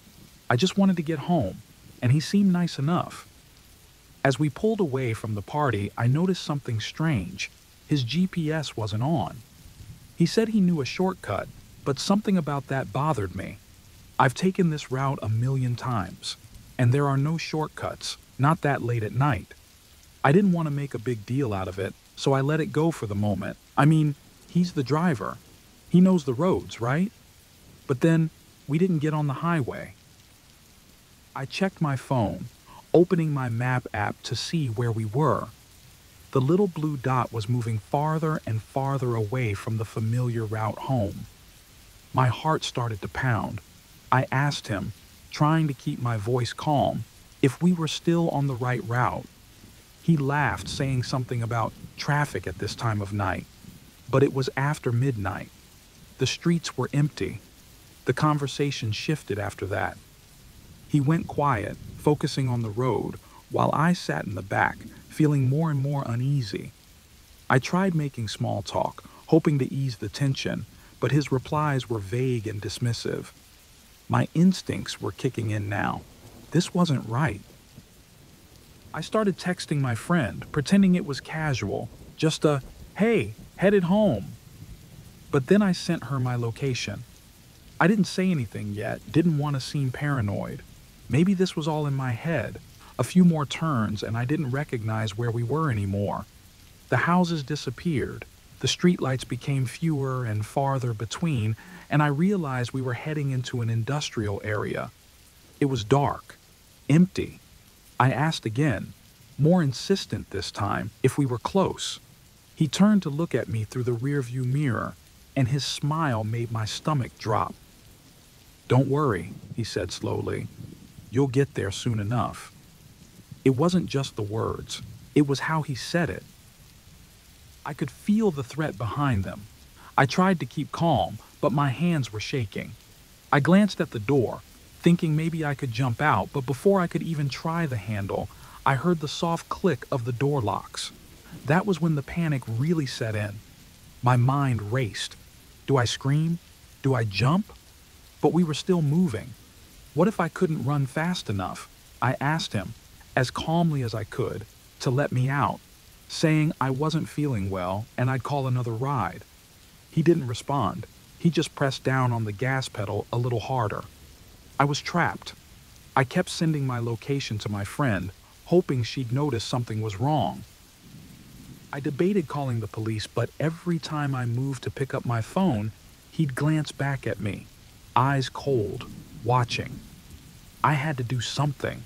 My options were shrinking fast, and the car was going faster. I looked around frantically, trying to figure out my next move. Jumping from a moving car sounded insane, but staying in it felt worse. The road ahead twisted into a curve. As the car slowed slightly, I made my decision.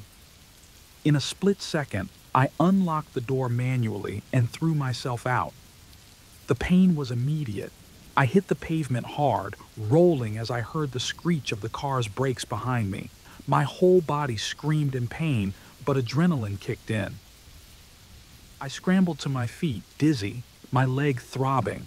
I glanced back and saw the driver's door opening. He was coming after me. I ran. Every step hurt, but I forced myself to move. Ahead, I saw a faint light, a diner or maybe a gas station. I didn't know if I could make it. My leg felt like it was about to give out, but I kept pushing. Behind me, the driver's footsteps were growing louder. The car's headlights flooded the street, casting my shadow in front of me. I was too slow. He was too close. Then, just before I reached the light, I heard the sound of his car door slamming shut. It echoed in my head as I stumbled toward the entrance of the diner. I collapsed inside, barely able to breathe. I'm safe now. At least that's what I keep telling myself. The police came, but they didn't find him. It's been weeks, and I've been trying to move on. But every time I step outside, every time a car pulls up next to me, I feel it. The same dread, the same sinking feeling that one day I'll see that car again. I don't take ride shares at night anymore. But I still wonder, what if he's out there, waiting?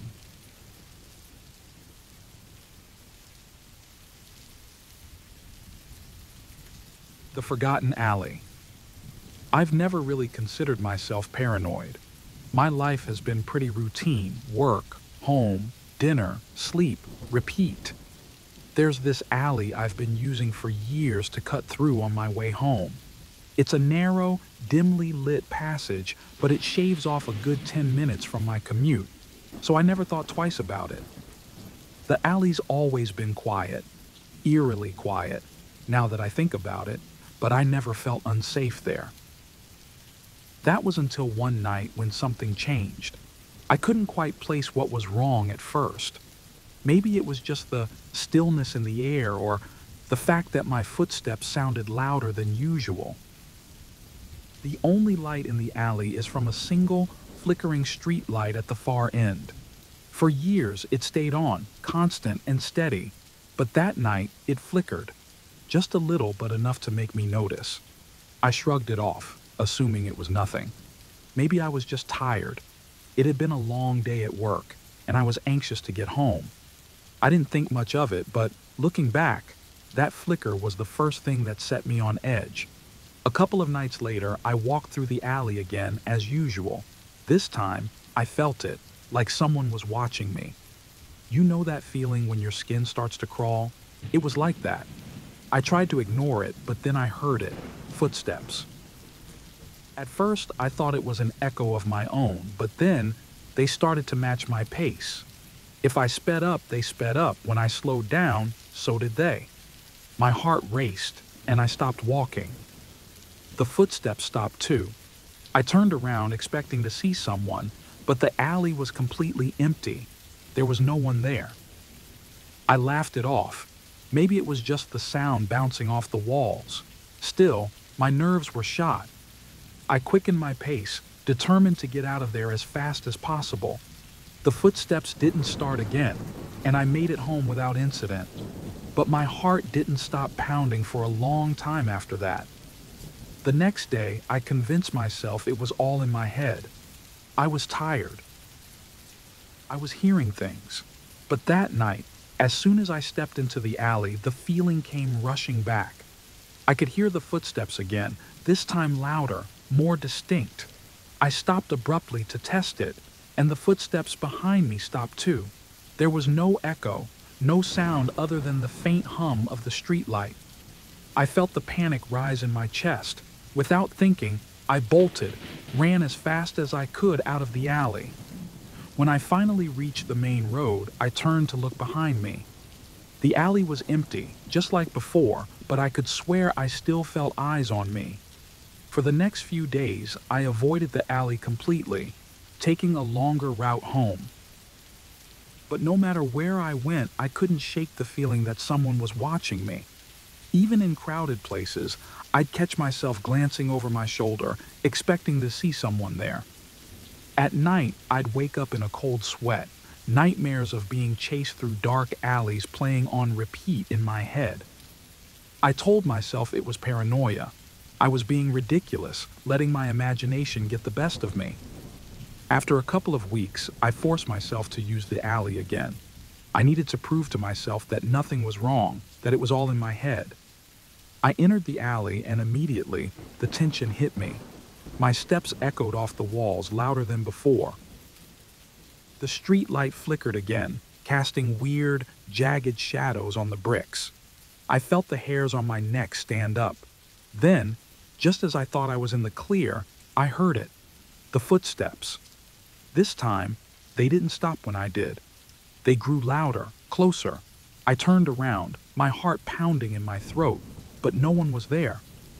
The footsteps were all around me, like they were closing in. I ran, not caring if it made me look crazy. I ran until I was out of the alley, gasping for breath, collapsing against a wall on the street corner. For the next few days, the feeling didn't go away. It was like the footsteps had followed me out of the alley. I started hearing them everywhere, at work, in my apartment, even during the day. I became obsessed, trying to figure out what was happening. I went back to the alley every night, waiting for the footsteps to start again. And they did. Every time, the moment I set foot inside. But every time I looked back, there was no one. I changed my routine, going at different times, trying to find a pattern. One night, I decided to wait at the alley's entrance for hours, hoping I could catch whoever or whatever it was. The feeling of being watched was overwhelming, but I couldn't see anyone. Then, the footsteps started again, but this time, they didn't stop. I ran into the alley, determined to catch whoever was playing this game with me. But halfway through, the streetlight went out completely. The alley was plunged into darkness, and I heard it, a breath, right behind me, so close I could feel it on my neck. I didn't look back. I ran. I don't know how long I ran, but I didn't stop until I was home, locking the door behind me. I haven't been back to that alley since. Days have passed, but I still feel like I'm being followed. Even now, sitting in my apartment, I can't shake the feeling that someone's watching me. I try to tell myself it's over, but deep down, I know it's not. As I lay in bed last night, just as I was drifting off to sleep, I heard it, a single footstep outside my window. I don't know if it's real anymore, but I'm not going back to that alley, not ever again.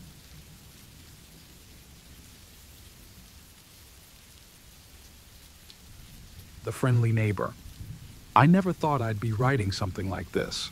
I've always been pretty level-headed, but the past few months have really messed with me. Maybe telling this story will help me figure things out, or at least warn someone else. It all started when I moved into a new apartment after breaking up with my boyfriend. I just needed space, a fresh start. The complex seemed quiet, and the neighbors kept to themselves, which suited me just fine. That's when I met him, my next-door neighbor. He seemed harmless at first, an older man in his 60s maybe. He introduced himself the day I moved in, offering help with my boxes. I didn't need it, but I didn't want to be rude, so I thanked him. We chatted for a bit, and he was overly friendly, asking about my job, where I was from, and other small talk. He didn't seem dangerous, just a little lonely, but something felt off. He made a comment about seeing me come home late the other night. I hadn't seen him around before, so how did he know my schedule? I shrugged it off, telling myself I was just being paranoid. Still, it left a weird feeling in my stomach. At first, I tried to ignore the growing unease. He would knock on my door occasionally, usually bringing baked goods or flowers. I didn't know how to say no politely, so I'd accept them, but it started to feel strange. He knew when I was home, even if I hadn't seen him. Sometimes he'd knock right after I came in, as if he'd been waiting. Once he commented on my groceries. "I saw you bought some apples today. I love a good apple pie." I hadn't told anyone about my grocery run. How did he know? It wasn't like I'd walk past him carrying bags. That's when I started feeling watched. I became more careful, peeking through the peephole before opening the door, checking my windows more often. Then came the night that truly freaked me out. He asked me to join him for dinner. Politely, I declined. I thought that was the end of it.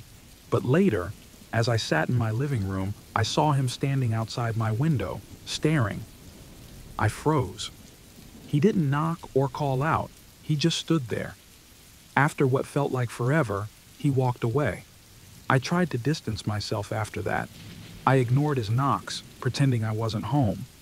But he didn't take the hint. Instead, he escalated.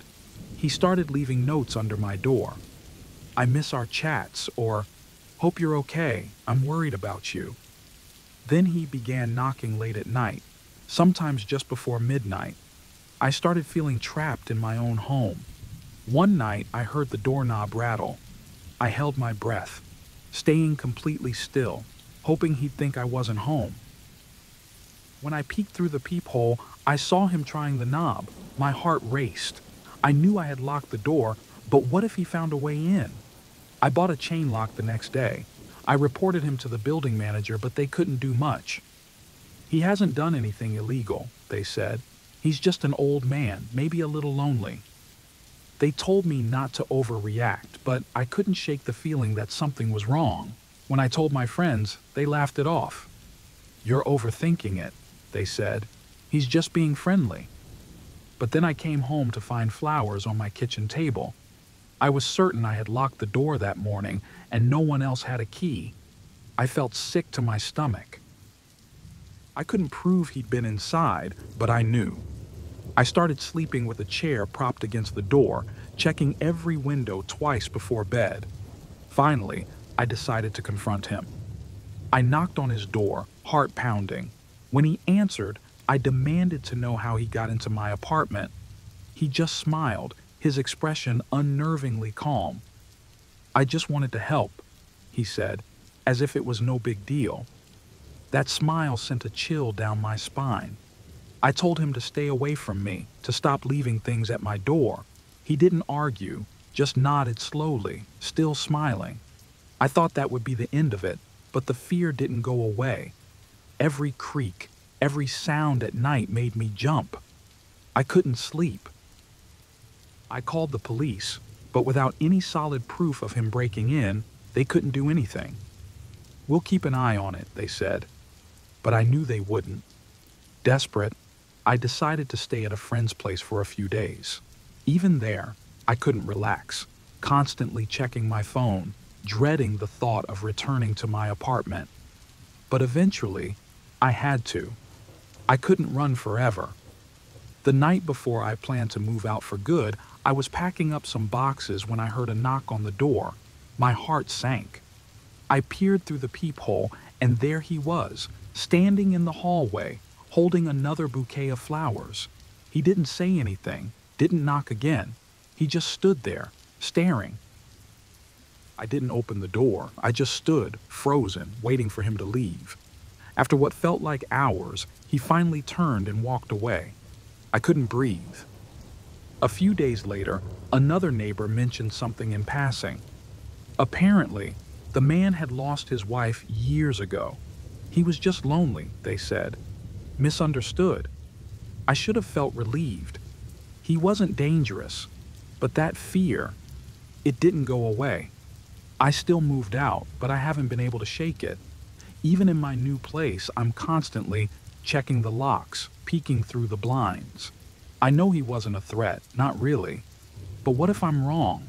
What if next time it's someone who is? I don't think I'll ever feel safe again.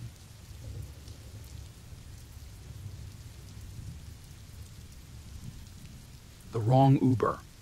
I never thought something like this would happen to me. I mean, who does, right? It was a normal Friday night. Work had been long, and I just needed a break. Some friends invited me out for drinks, and I figured it would be a good way to unwind. A few beers, some small talk, and after a while, I decided it was time to head home. I wasn't drunk, just tipsy enough that walking wasn't an option, so I called an Uber like I always do. The app said my ride was 5 minutes away. I waited outside the bar, scrolling through my phone, not really paying attention to anything around me. I did notice one thing, though. Lately, I'd had this weird feeling like someone was watching me. I'd even seen a car parked across the street from my apartment a few times, but I figured it was nothing. just me being paranoid. But tonight, for some reason, I couldn't shake the feeling. A car pulled up. I didn't check the license plate or the driver's name like I usually do. I just wanted to get home. Now, looking back, that was the first mistake. I got in the back seat and buckled up. The driver didn't say much, just a nod in the rearview mirror. That didn't bother me. Some drivers like to chat, others don't. I was fine with the silence. A few minutes in, I noticed he hadn't started the GPS. He was taking a different route from what I was used to. It wasn't a huge red flag at first. I told myself it was probably just a shortcut. But the streets were getting darker, less familiar, fewer cars, no streetlights.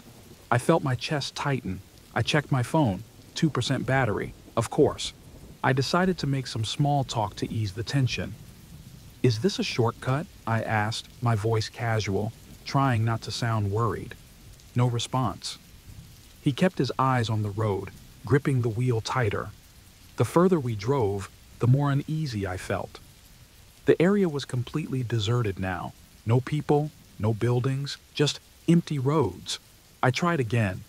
"Hey, you sure this is the right way?" Still nothing. I pulled up the Uber app, trying to check my ride. But something was wrong. There was no trip. The app wasn't even tracking me. That's when it hit me. I wasn't in my Uber. I had just gotten into some random car. My heart started pounding. "Hey, I need to get out. Stop the car," I shouted, panic rising in my voice. He ignored me. His hands gripped the steering wheel even harder, and the car sped up. I reached for the door handle, but it wouldn't budge. The doors were locked. My mind raced, thinking of all the stories I'd heard, people getting into the wrong cars, never being seen again. I couldn't believe it was happening to me. The windows were tinted, and I couldn't see anything outside. I was trapped, and no one knew where I was. Suddenly, the car turned off the main road and into a desolate parking lot. It was completely empty except for a few run-down warehouses. I tried again to open the door, pulling at the handle with all my strength, but it was useless. My hands were shaking, and my breathing was quickening. I thought about how stupid I'd been for not checking the app, for not verifying the car, but it was too late now. The driver pulled the car to a stop. He didn't get out. Instead, he reached over to the center console and pressed the lock button again, like he was making sure I couldn't get out. I froze. My mind went blank for a second, then I snapped back into reality. I started banging on the windows, screaming for help even though I knew no one would hear me. The driver still hadn't said a word. He just sat there, staring ahead, as if he was waiting for something. I needed to act fast. I scanned the back seat and saw something, a tire iron, probably left there by accident. I grabbed it and, with one last surge of adrenaline, I smashed the window. Glass shattered everywhere, and the cold night air hit me. The driver moved then, reaching out to grab me. I fought back, kicking and thrashing as hard as I could. His grip tightened around my ankle, but I managed to pull free, crawling out of the broken window. My hands and knees scraped against the asphalt, but I didn't care. I was outside. I was free. I stumbled to my feet and ran. I didn't know where I was going, but I just kept running, not daring to look back. I heard the engine start behind me. My heart pounded in my ears as I glanced over my shoulder. The car's headlights were on, and it was slowly following me. I spotted some distant headlights down the road and waved frantically. A car pulled over, and I threw myself at the driver's door, desperate for help. The man rolled down his window, and I quickly told him what happened. He let me in, and as we drove away, I looked back. The car that had been following me was gone. I tried to calm down, but something still didn't feel right. The driver was nice, asking me if I was okay, but then I noticed something, an ornament on his dashboard. It was the same one I had seen in the other car. My blood ran cold. I didn't say anything. I couldn't. I just stared out the window, my mind racing again. Eventually, I made it home, but I've never felt safe since. I can't use rideshare apps anymore. Every time I see a car slow down near me, I freeze. Sometimes, late at night, I still see a car parked across the street, headlights off, engine running. I don't know if it's him, but I'm not taking any chances.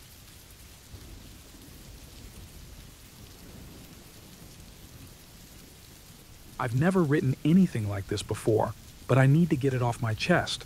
I can't stop thinking about what happened. Maybe this post will help me sort it out, or at least warn someone else. I've always been into hiking.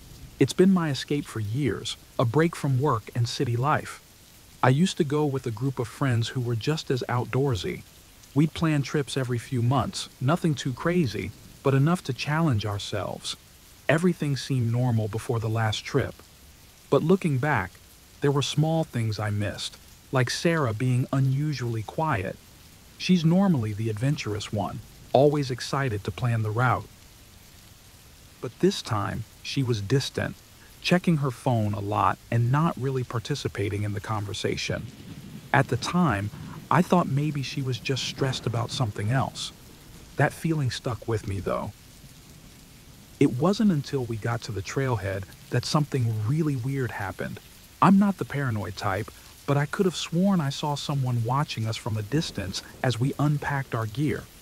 It was just a shadow, probably another hiker, but it unsettled me more than I expected. The hike started off great, like any other. We were 6 in total, walking, laughing, enjoying the crisp air. Even Sarah seemed to relax as we got deeper into the woods. The trees were thick and it was easy to lose track of time and distance. We decided to stop for a break after a few hours, and that's when everything changed. Sarah was gone. 1 second she was with us, and then she wasn't. We called her name, thinking she'd just wandered off to take some pictures or something. But after 10 minutes of yelling, we started to panic. Her bag was still there, her phone inside, which was weird.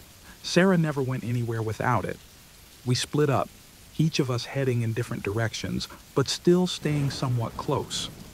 We figured she couldn't have gone far. As the sun started to set, that light panic turned into full-blown fear. There was no sign of her. No footprints, no sounds, nothing. I tried to keep it together, but as the hours passed, I couldn't shake the feeling that something was horribly wrong. It was almost dark when one of the others, Jake, said he thought he heard footsteps earlier, far off, like someone was walking parallel to us. I felt my stomach drop. None of us had mentioned being followed, but now I wondered if that was what I had sensed at the trailhead. We rushed back to the ranger station, thinking we were doing the right thing by reporting her missing. The rangers organized a search party, but nothing turned up, not a single clue. The official search lasted a few days. We stayed, hoping for any sign of her, but everything led to dead ends. By the end of the second day, people started acting weird. Little things would go missing from our camp. A flashlight here, a water bottle there. One night, I heard leaves crunching just outside my tent, but when I checked, nothing was there. No one else believed me. The tension was getting to us all. On the third night, I found something in my backpack that hadn't been there before. A piece of paper, folded neatly. It just said, "You're next." I didn't tell anyone.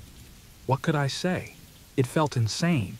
Instead, I tried to convince myself it was a sick prank. Maybe one of the others was cracking under the pressure, but deep down, I knew that wasn't true. After that, I couldn't shake the feeling that someone, or something, was watching us.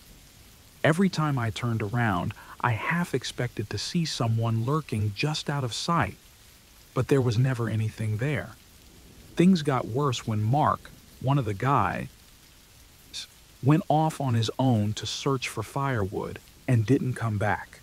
Just like Sarah, he vanished without a trace. Now it wasn't just fear, it was terror. The group fell apart. People started accusing each other of knowing more than they were saying. We were scared, exhausted, and no longer trusting anyone. I tried to keep everyone together, but it was useless. I decided to leave. I couldn't handle it anymore. Whatever was happening, I knew I wasn't going to be the next one to disappear. But even as we packed up to leave, I couldn't escape the feeling that we were being toyed with. On our last night, just before we left the park, I found one of Mark's water bottles near my tent, placed deliberately. There was no way it had just fallen out of his pack. Someone had put it there. It was a message. We left the park in silence. No one spoke on the drive back, and we all split ways soon after. The authorities kept searching, but I knew Sarah and Mark were gone. I tried to go back to normal life, but things weren't right. I felt watched all the time, even at home. Sometimes I'd come back to my apartment and find things slightly out of place. It wasn't enough to report to anyone, but it was enough to keep me on edge. A week later, I opened my backpack, the same one I took on the hike, and found another note. It's not over. I didn't know what to do. I haven't spoken to anyone else from the group in months. They're all as freaked out as I am, but none of us have talked about the notes. It feels crazy to even mention it, but it's real. I know it's real. I'm writing this now because I don't know what else to do. I can't shake the feeling that I'm being watched, and I'm not sure how much longer I can live like this. Has anyone else been through something like this? What do I do next? It's almost midnight and I just heard a knock at my door.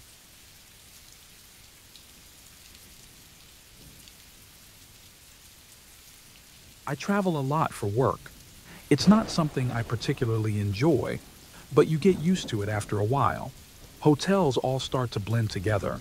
The same bland rooms, beige carpets, and those overly polite front desk staff who barely look you in the eye. This time was no different. I had a conference to attend in a city I'd never been to, and I'd arrived at the hotel late, exhausted from a long flight and a series of layovers. The room seemed normal enough at first. A standard setup, bed, desk, a small bathroom. But then I noticed something a bit unusual. There was a door that connected my room to the one next door. It was locked, of course, and didn't bother me much at the time. These old hotels often have those kinds of doors, meant for families or large groups staying together. The handle rattled slightly when I first tried it, but I figured it was just loose. Still, it gave me a weird feeling, like something wasn't quite right. I didn't think much of it, though. I was too tired. I threw my suitcase on the bed and went about my evening routine, trying to shake off the lingering discomfort. As I drifted off to sleep that night, I vaguely remember hearing a soft tapping noise, like something or someone was on the other side of that door. But it was late, and I was tired, so I brushed it off as the old building settling. The second night was different. I woke up around 2 a.m. to the sound of tapping again, only this time it was louder, more deliberate. Tap, tap, tap. I lay there for a few moments, my heart racing in the dark. At first, I tried to tell myself it was nothing, the heating system maybe, or some pipes knocking. But it kept going, rhythmic, unrelenting. I couldn't ignore it anymore. I sat up in bed, listening, trying to pinpoint the source. It was definitely coming from the other side of the connecting door. I stared at the door for a long moment, half expecting someone to knock or try the handle. But nothing happened. Still, the sound wouldn't stop. Nervously, I called the front desk. The guy on the other end sounded annoyed, like I was bothering him with something trivial. He assured me that the room next door was unoccupied. "There's no one in there, ma'am," he said, sounding a little too sure of himself. I hung up, feeling more unsettled than before.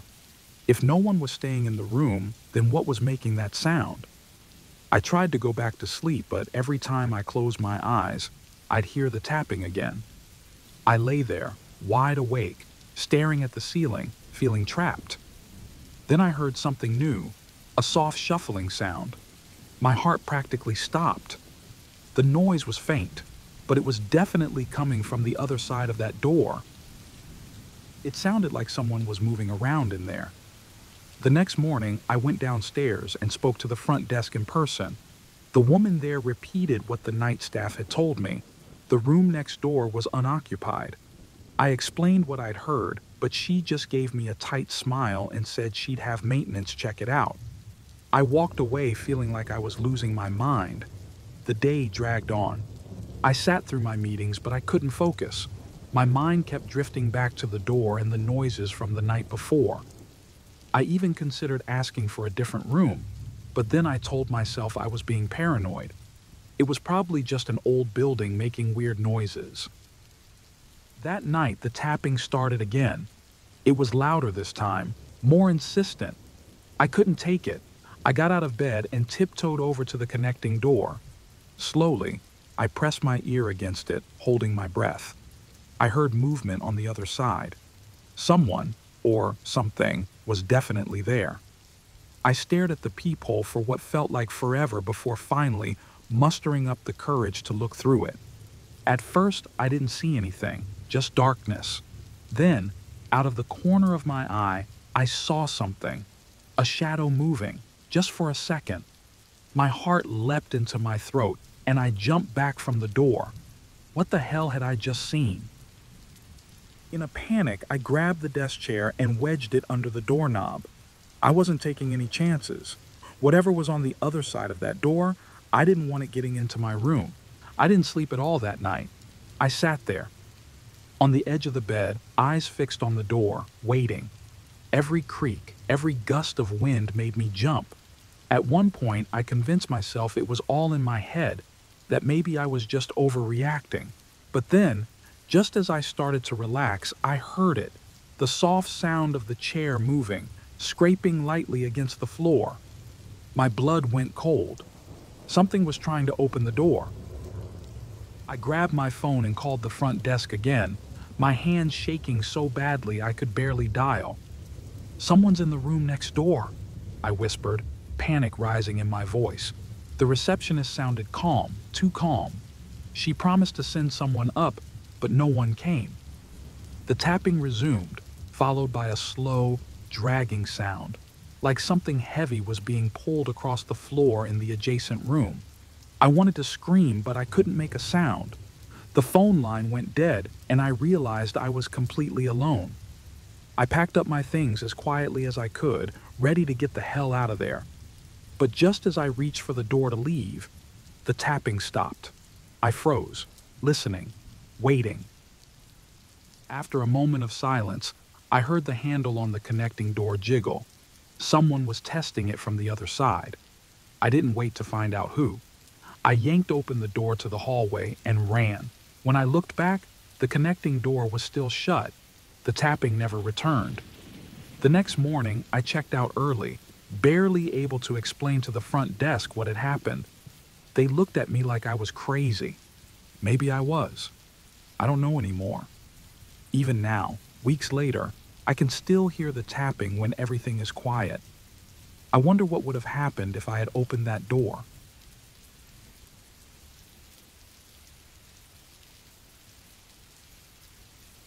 The confusing delivery. I've lived alone in this apartment for about 3 years now. It's in a quiet part of the city, nothing fancy, but it suits me fine. My days are routine, go to work, come home, watch TV, sometimes meet up with friends on weekends. Nothing out of the ordinary. Life was simple until the delivery started. At first, I didn't think much of it.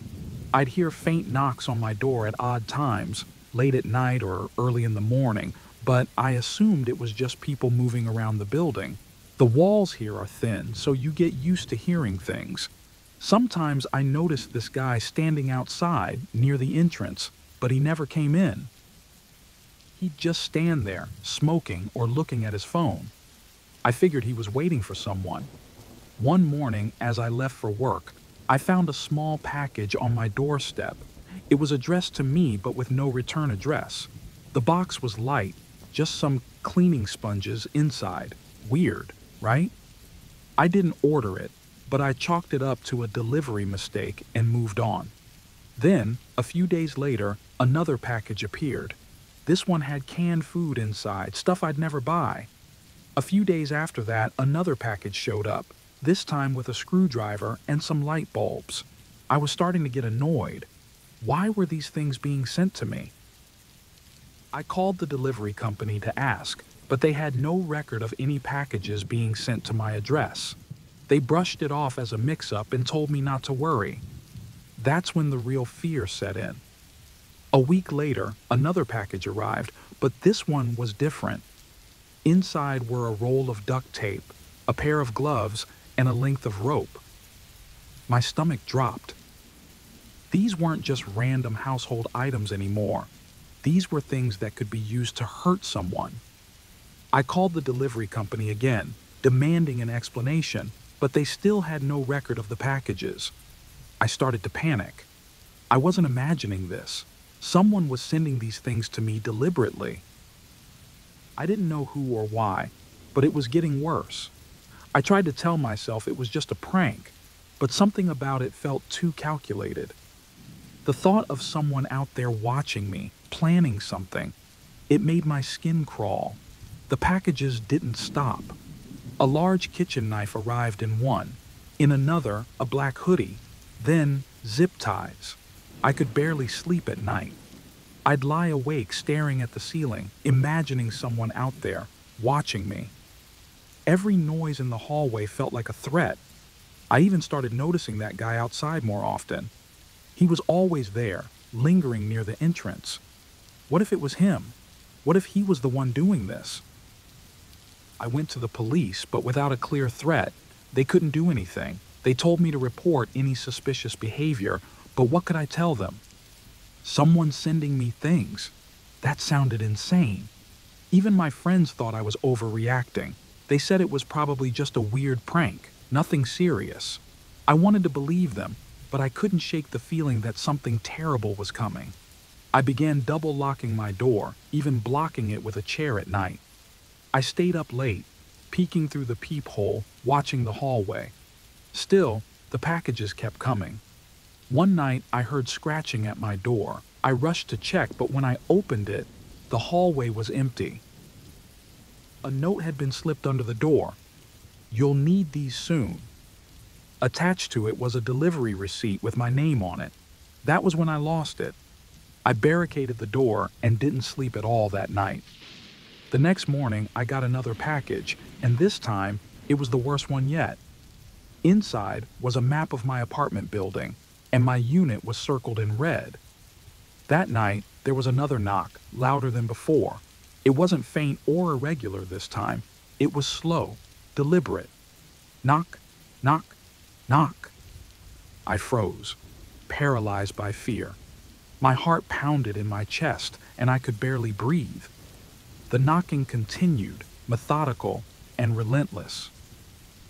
I grabbed my phone and called the police, pleading with them to send someone immediately. As soon as I hung up, the knocking stopped. I stood there in the dark, holding my breath, listening. When the police arrived, they didn't find anything unusual. No one was in the hallway, and there were no signs of forced entry. They checked my building but found nothing. But there was one more package waiting for me. It had been left outside my door just before the police came. I almost didn't want to open it, but I had to know. Inside, I found a photograph of me. I was asleep in my bed. The photo had been taken from inside my apartment. The police didn't know what to make of it. They searched my place, but nothing was missing, and there was no sign of a break-in. Whoever had been in my apartment was careful. I was losing my mind. I installed more locks, kept all the lights on, and slept with a knife under my pillow. But deep down, I knew it wouldn't help. For days, nothing happened. No more packages, no more knocks, no more notes. But the fear stayed. I was constantly on edge, jumping at every little sound. I barely ate, barely slept. I was just waiting for the next thing to happen. And then, I got the text. It was from an unknown number. "Why'd you stop? It was just getting fun." I knew then that this wasn't over. I checked the hallway again, and for just a moment I thought I saw the man who had been outside all those times. He looked up, saw me, and smiled. I don't know who he is or why he's doing this, but I can't shake the feeling that it's only going to get worse.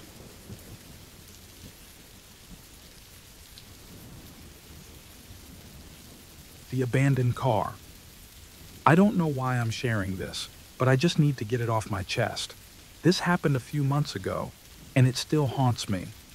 I was driving back from my parents' place, which is in this really quiet rural area. The roads are always empty, and the drive is usually peaceful. I've done it 100 times before, but that day, something felt off.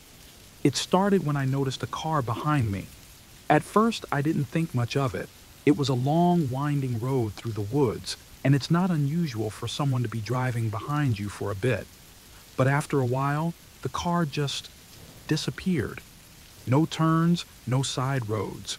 1 minute it was there, and the next, it was gone. That should have been my first red flag, but I shrugged it off. I had been on the road for about an hour when I saw it.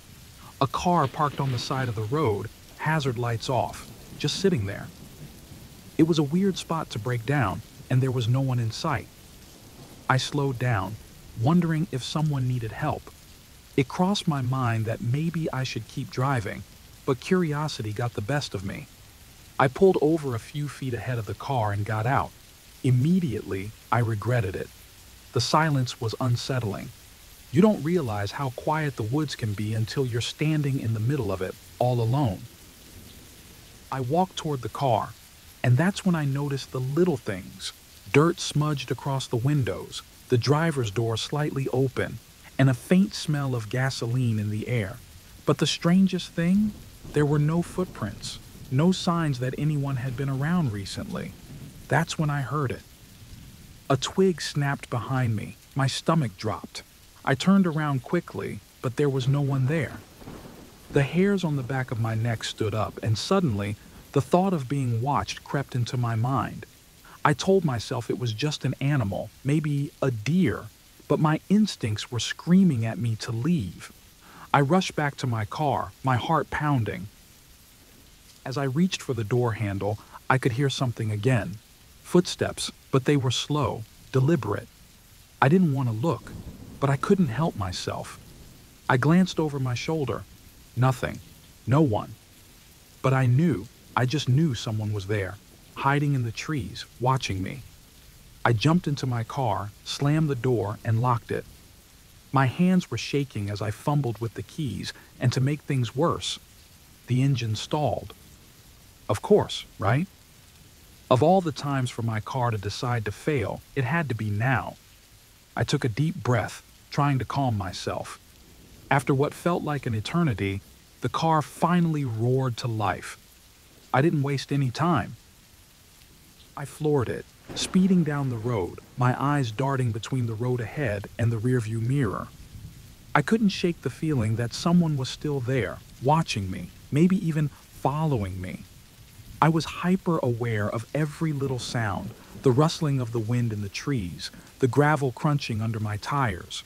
But worst of all, that constant feeling that someone was just out of sight, lurking in the darkness. I don't know how far I drove before I started to calm down, but eventually, I convinced myself that I was just being paranoid. Maybe it was all in my head. But just as I started to relax, my headlights illuminated something in the road ahead. A pile of branches and debris, almost like a makeshift barricade. I had no choice but to stop. Panic washed over me. This wasn't an accident. Someone had put this here. I sat frozen, staring at the blockade, my mind racing. Was it the same person from the woods? Were they trying to trap me? I couldn't see anything around me, but I could feel it. The eyes on me, the same ones that had been watching me at the abandoned car. I didn't wait to find out. I slammed my foot on the gas, swerving around the branches. My tires screeched as I sped past, and as I glanced in the rearview mirror, I saw them. 2 figures standing at the edge of the road, just watching. They didn't move, didn't try to follow me. They just stood there, barely visible in the darkness. My heart was in my throat. I kept driving, not slowing down until I was miles away. I didn't stop until I found a gas station, far from the woods. I stumbled out of the car and locked myself in the bathroom, my entire body shaking. I sat on the floor, trying to make sense of what had just happened, but nothing did. I kept thinking about those figures, standing there, watching me. Who were they? What did they want? Even now, I can't shake the feeling that I'm still being watched. I know it sounds paranoid, but I haven't driven that route since. I take the long way home now, even though it adds an extra hour to my trip.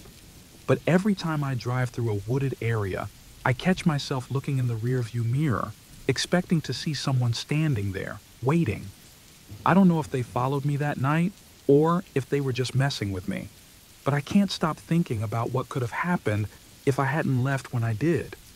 All I know is I'll never stop for an abandoned car again. Not after that night. Word count. 1,000 words.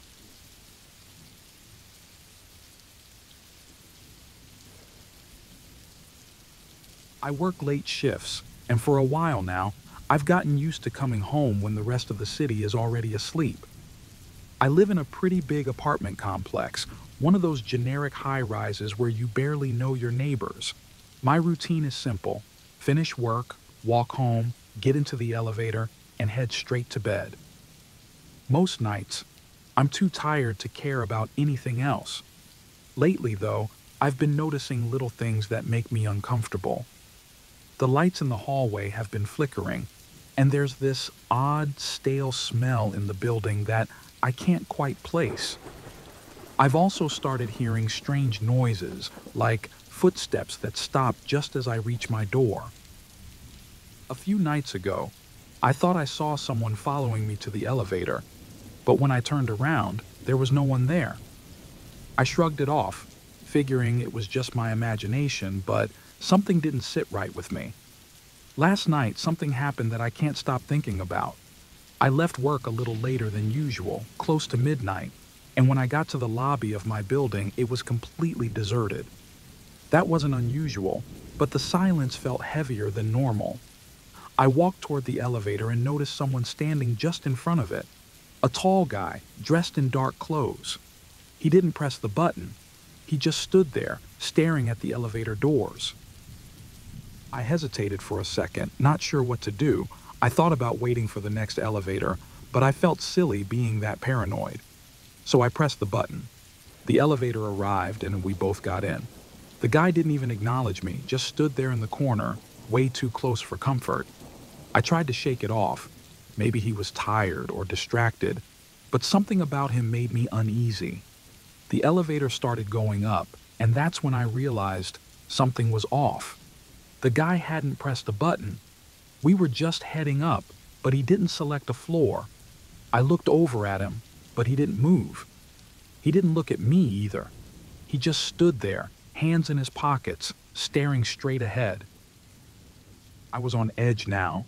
I tried to keep calm, telling myself it was nothing. Maybe he lived on my floor and just forgot to press the button. But the silence in the elevator was suffocating. I finally mustered the courage to ask, "Which floor are you going to?" He didn't answer. He didn't even blink. The elevator kept moving, the numbers ticking up. When the doors opened on my floor, I stepped out quickly. To my horror, he stepped out too. My heart started racing. I knew he didn't press the button for this floor, so why was he following me? I tried to stay calm, walking down the hallway, but I could hear his footsteps behind me matching my pace. My mind was racing. Maybe this was just some weird coincidence. Maybe he lived on this floor too, but deep down, I knew something was wrong. I picked up my pace, practically speed walking now, and the footsteps behind me didn't stop. He was following me. There was no doubt about it. I reached my apartment and fumbled with my keys, my hands shaking.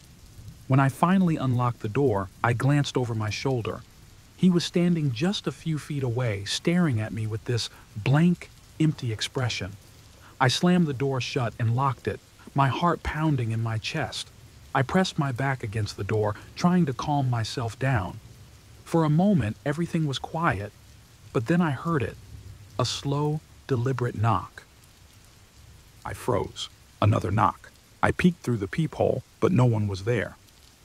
My phone buzzed. I jumped, nearly dropping it. I looked at the screen. A text from an unknown number.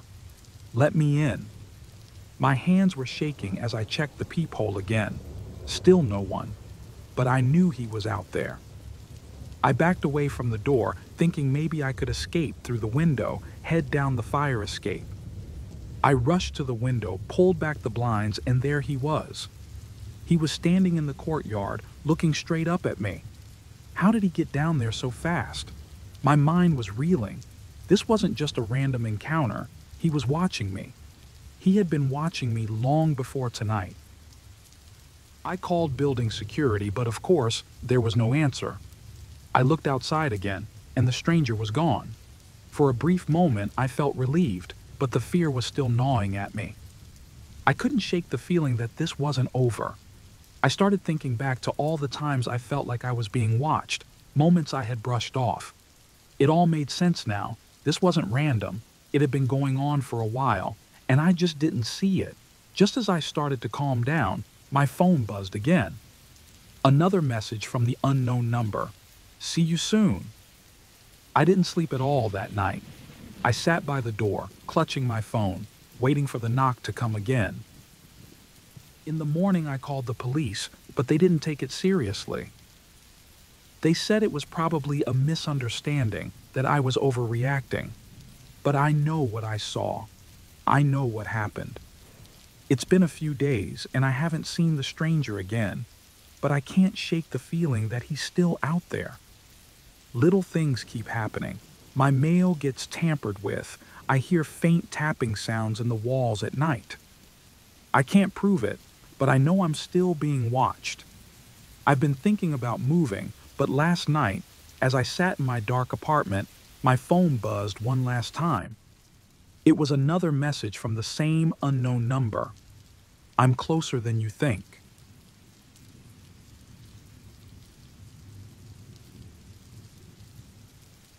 I'm not sure where to start, but I need to get this out. I'm terrified, and I feel like no one would believe me. But this is real. This is happening. I live a pretty ordinary life, and my routine is simple. Every day after work, I head to a park near my apartment. It's nothing special, just a small, quiet place with a few benches, a path for joggers, and some trees scattered around. I go there to unwind after a long day, just to sit and watch people pass by. It's relaxing, or at least it was. A few weeks ago, I noticed a man sitting on the bench directly across from mine. At first, I didn't think much of it. It's a public park. People sit on benches. But the thing is, he was there every day. Always the same time as me. He didn't do anything, no phone, no book. He just sat there, staring straight ahead. He didn't seem dangerous, just there.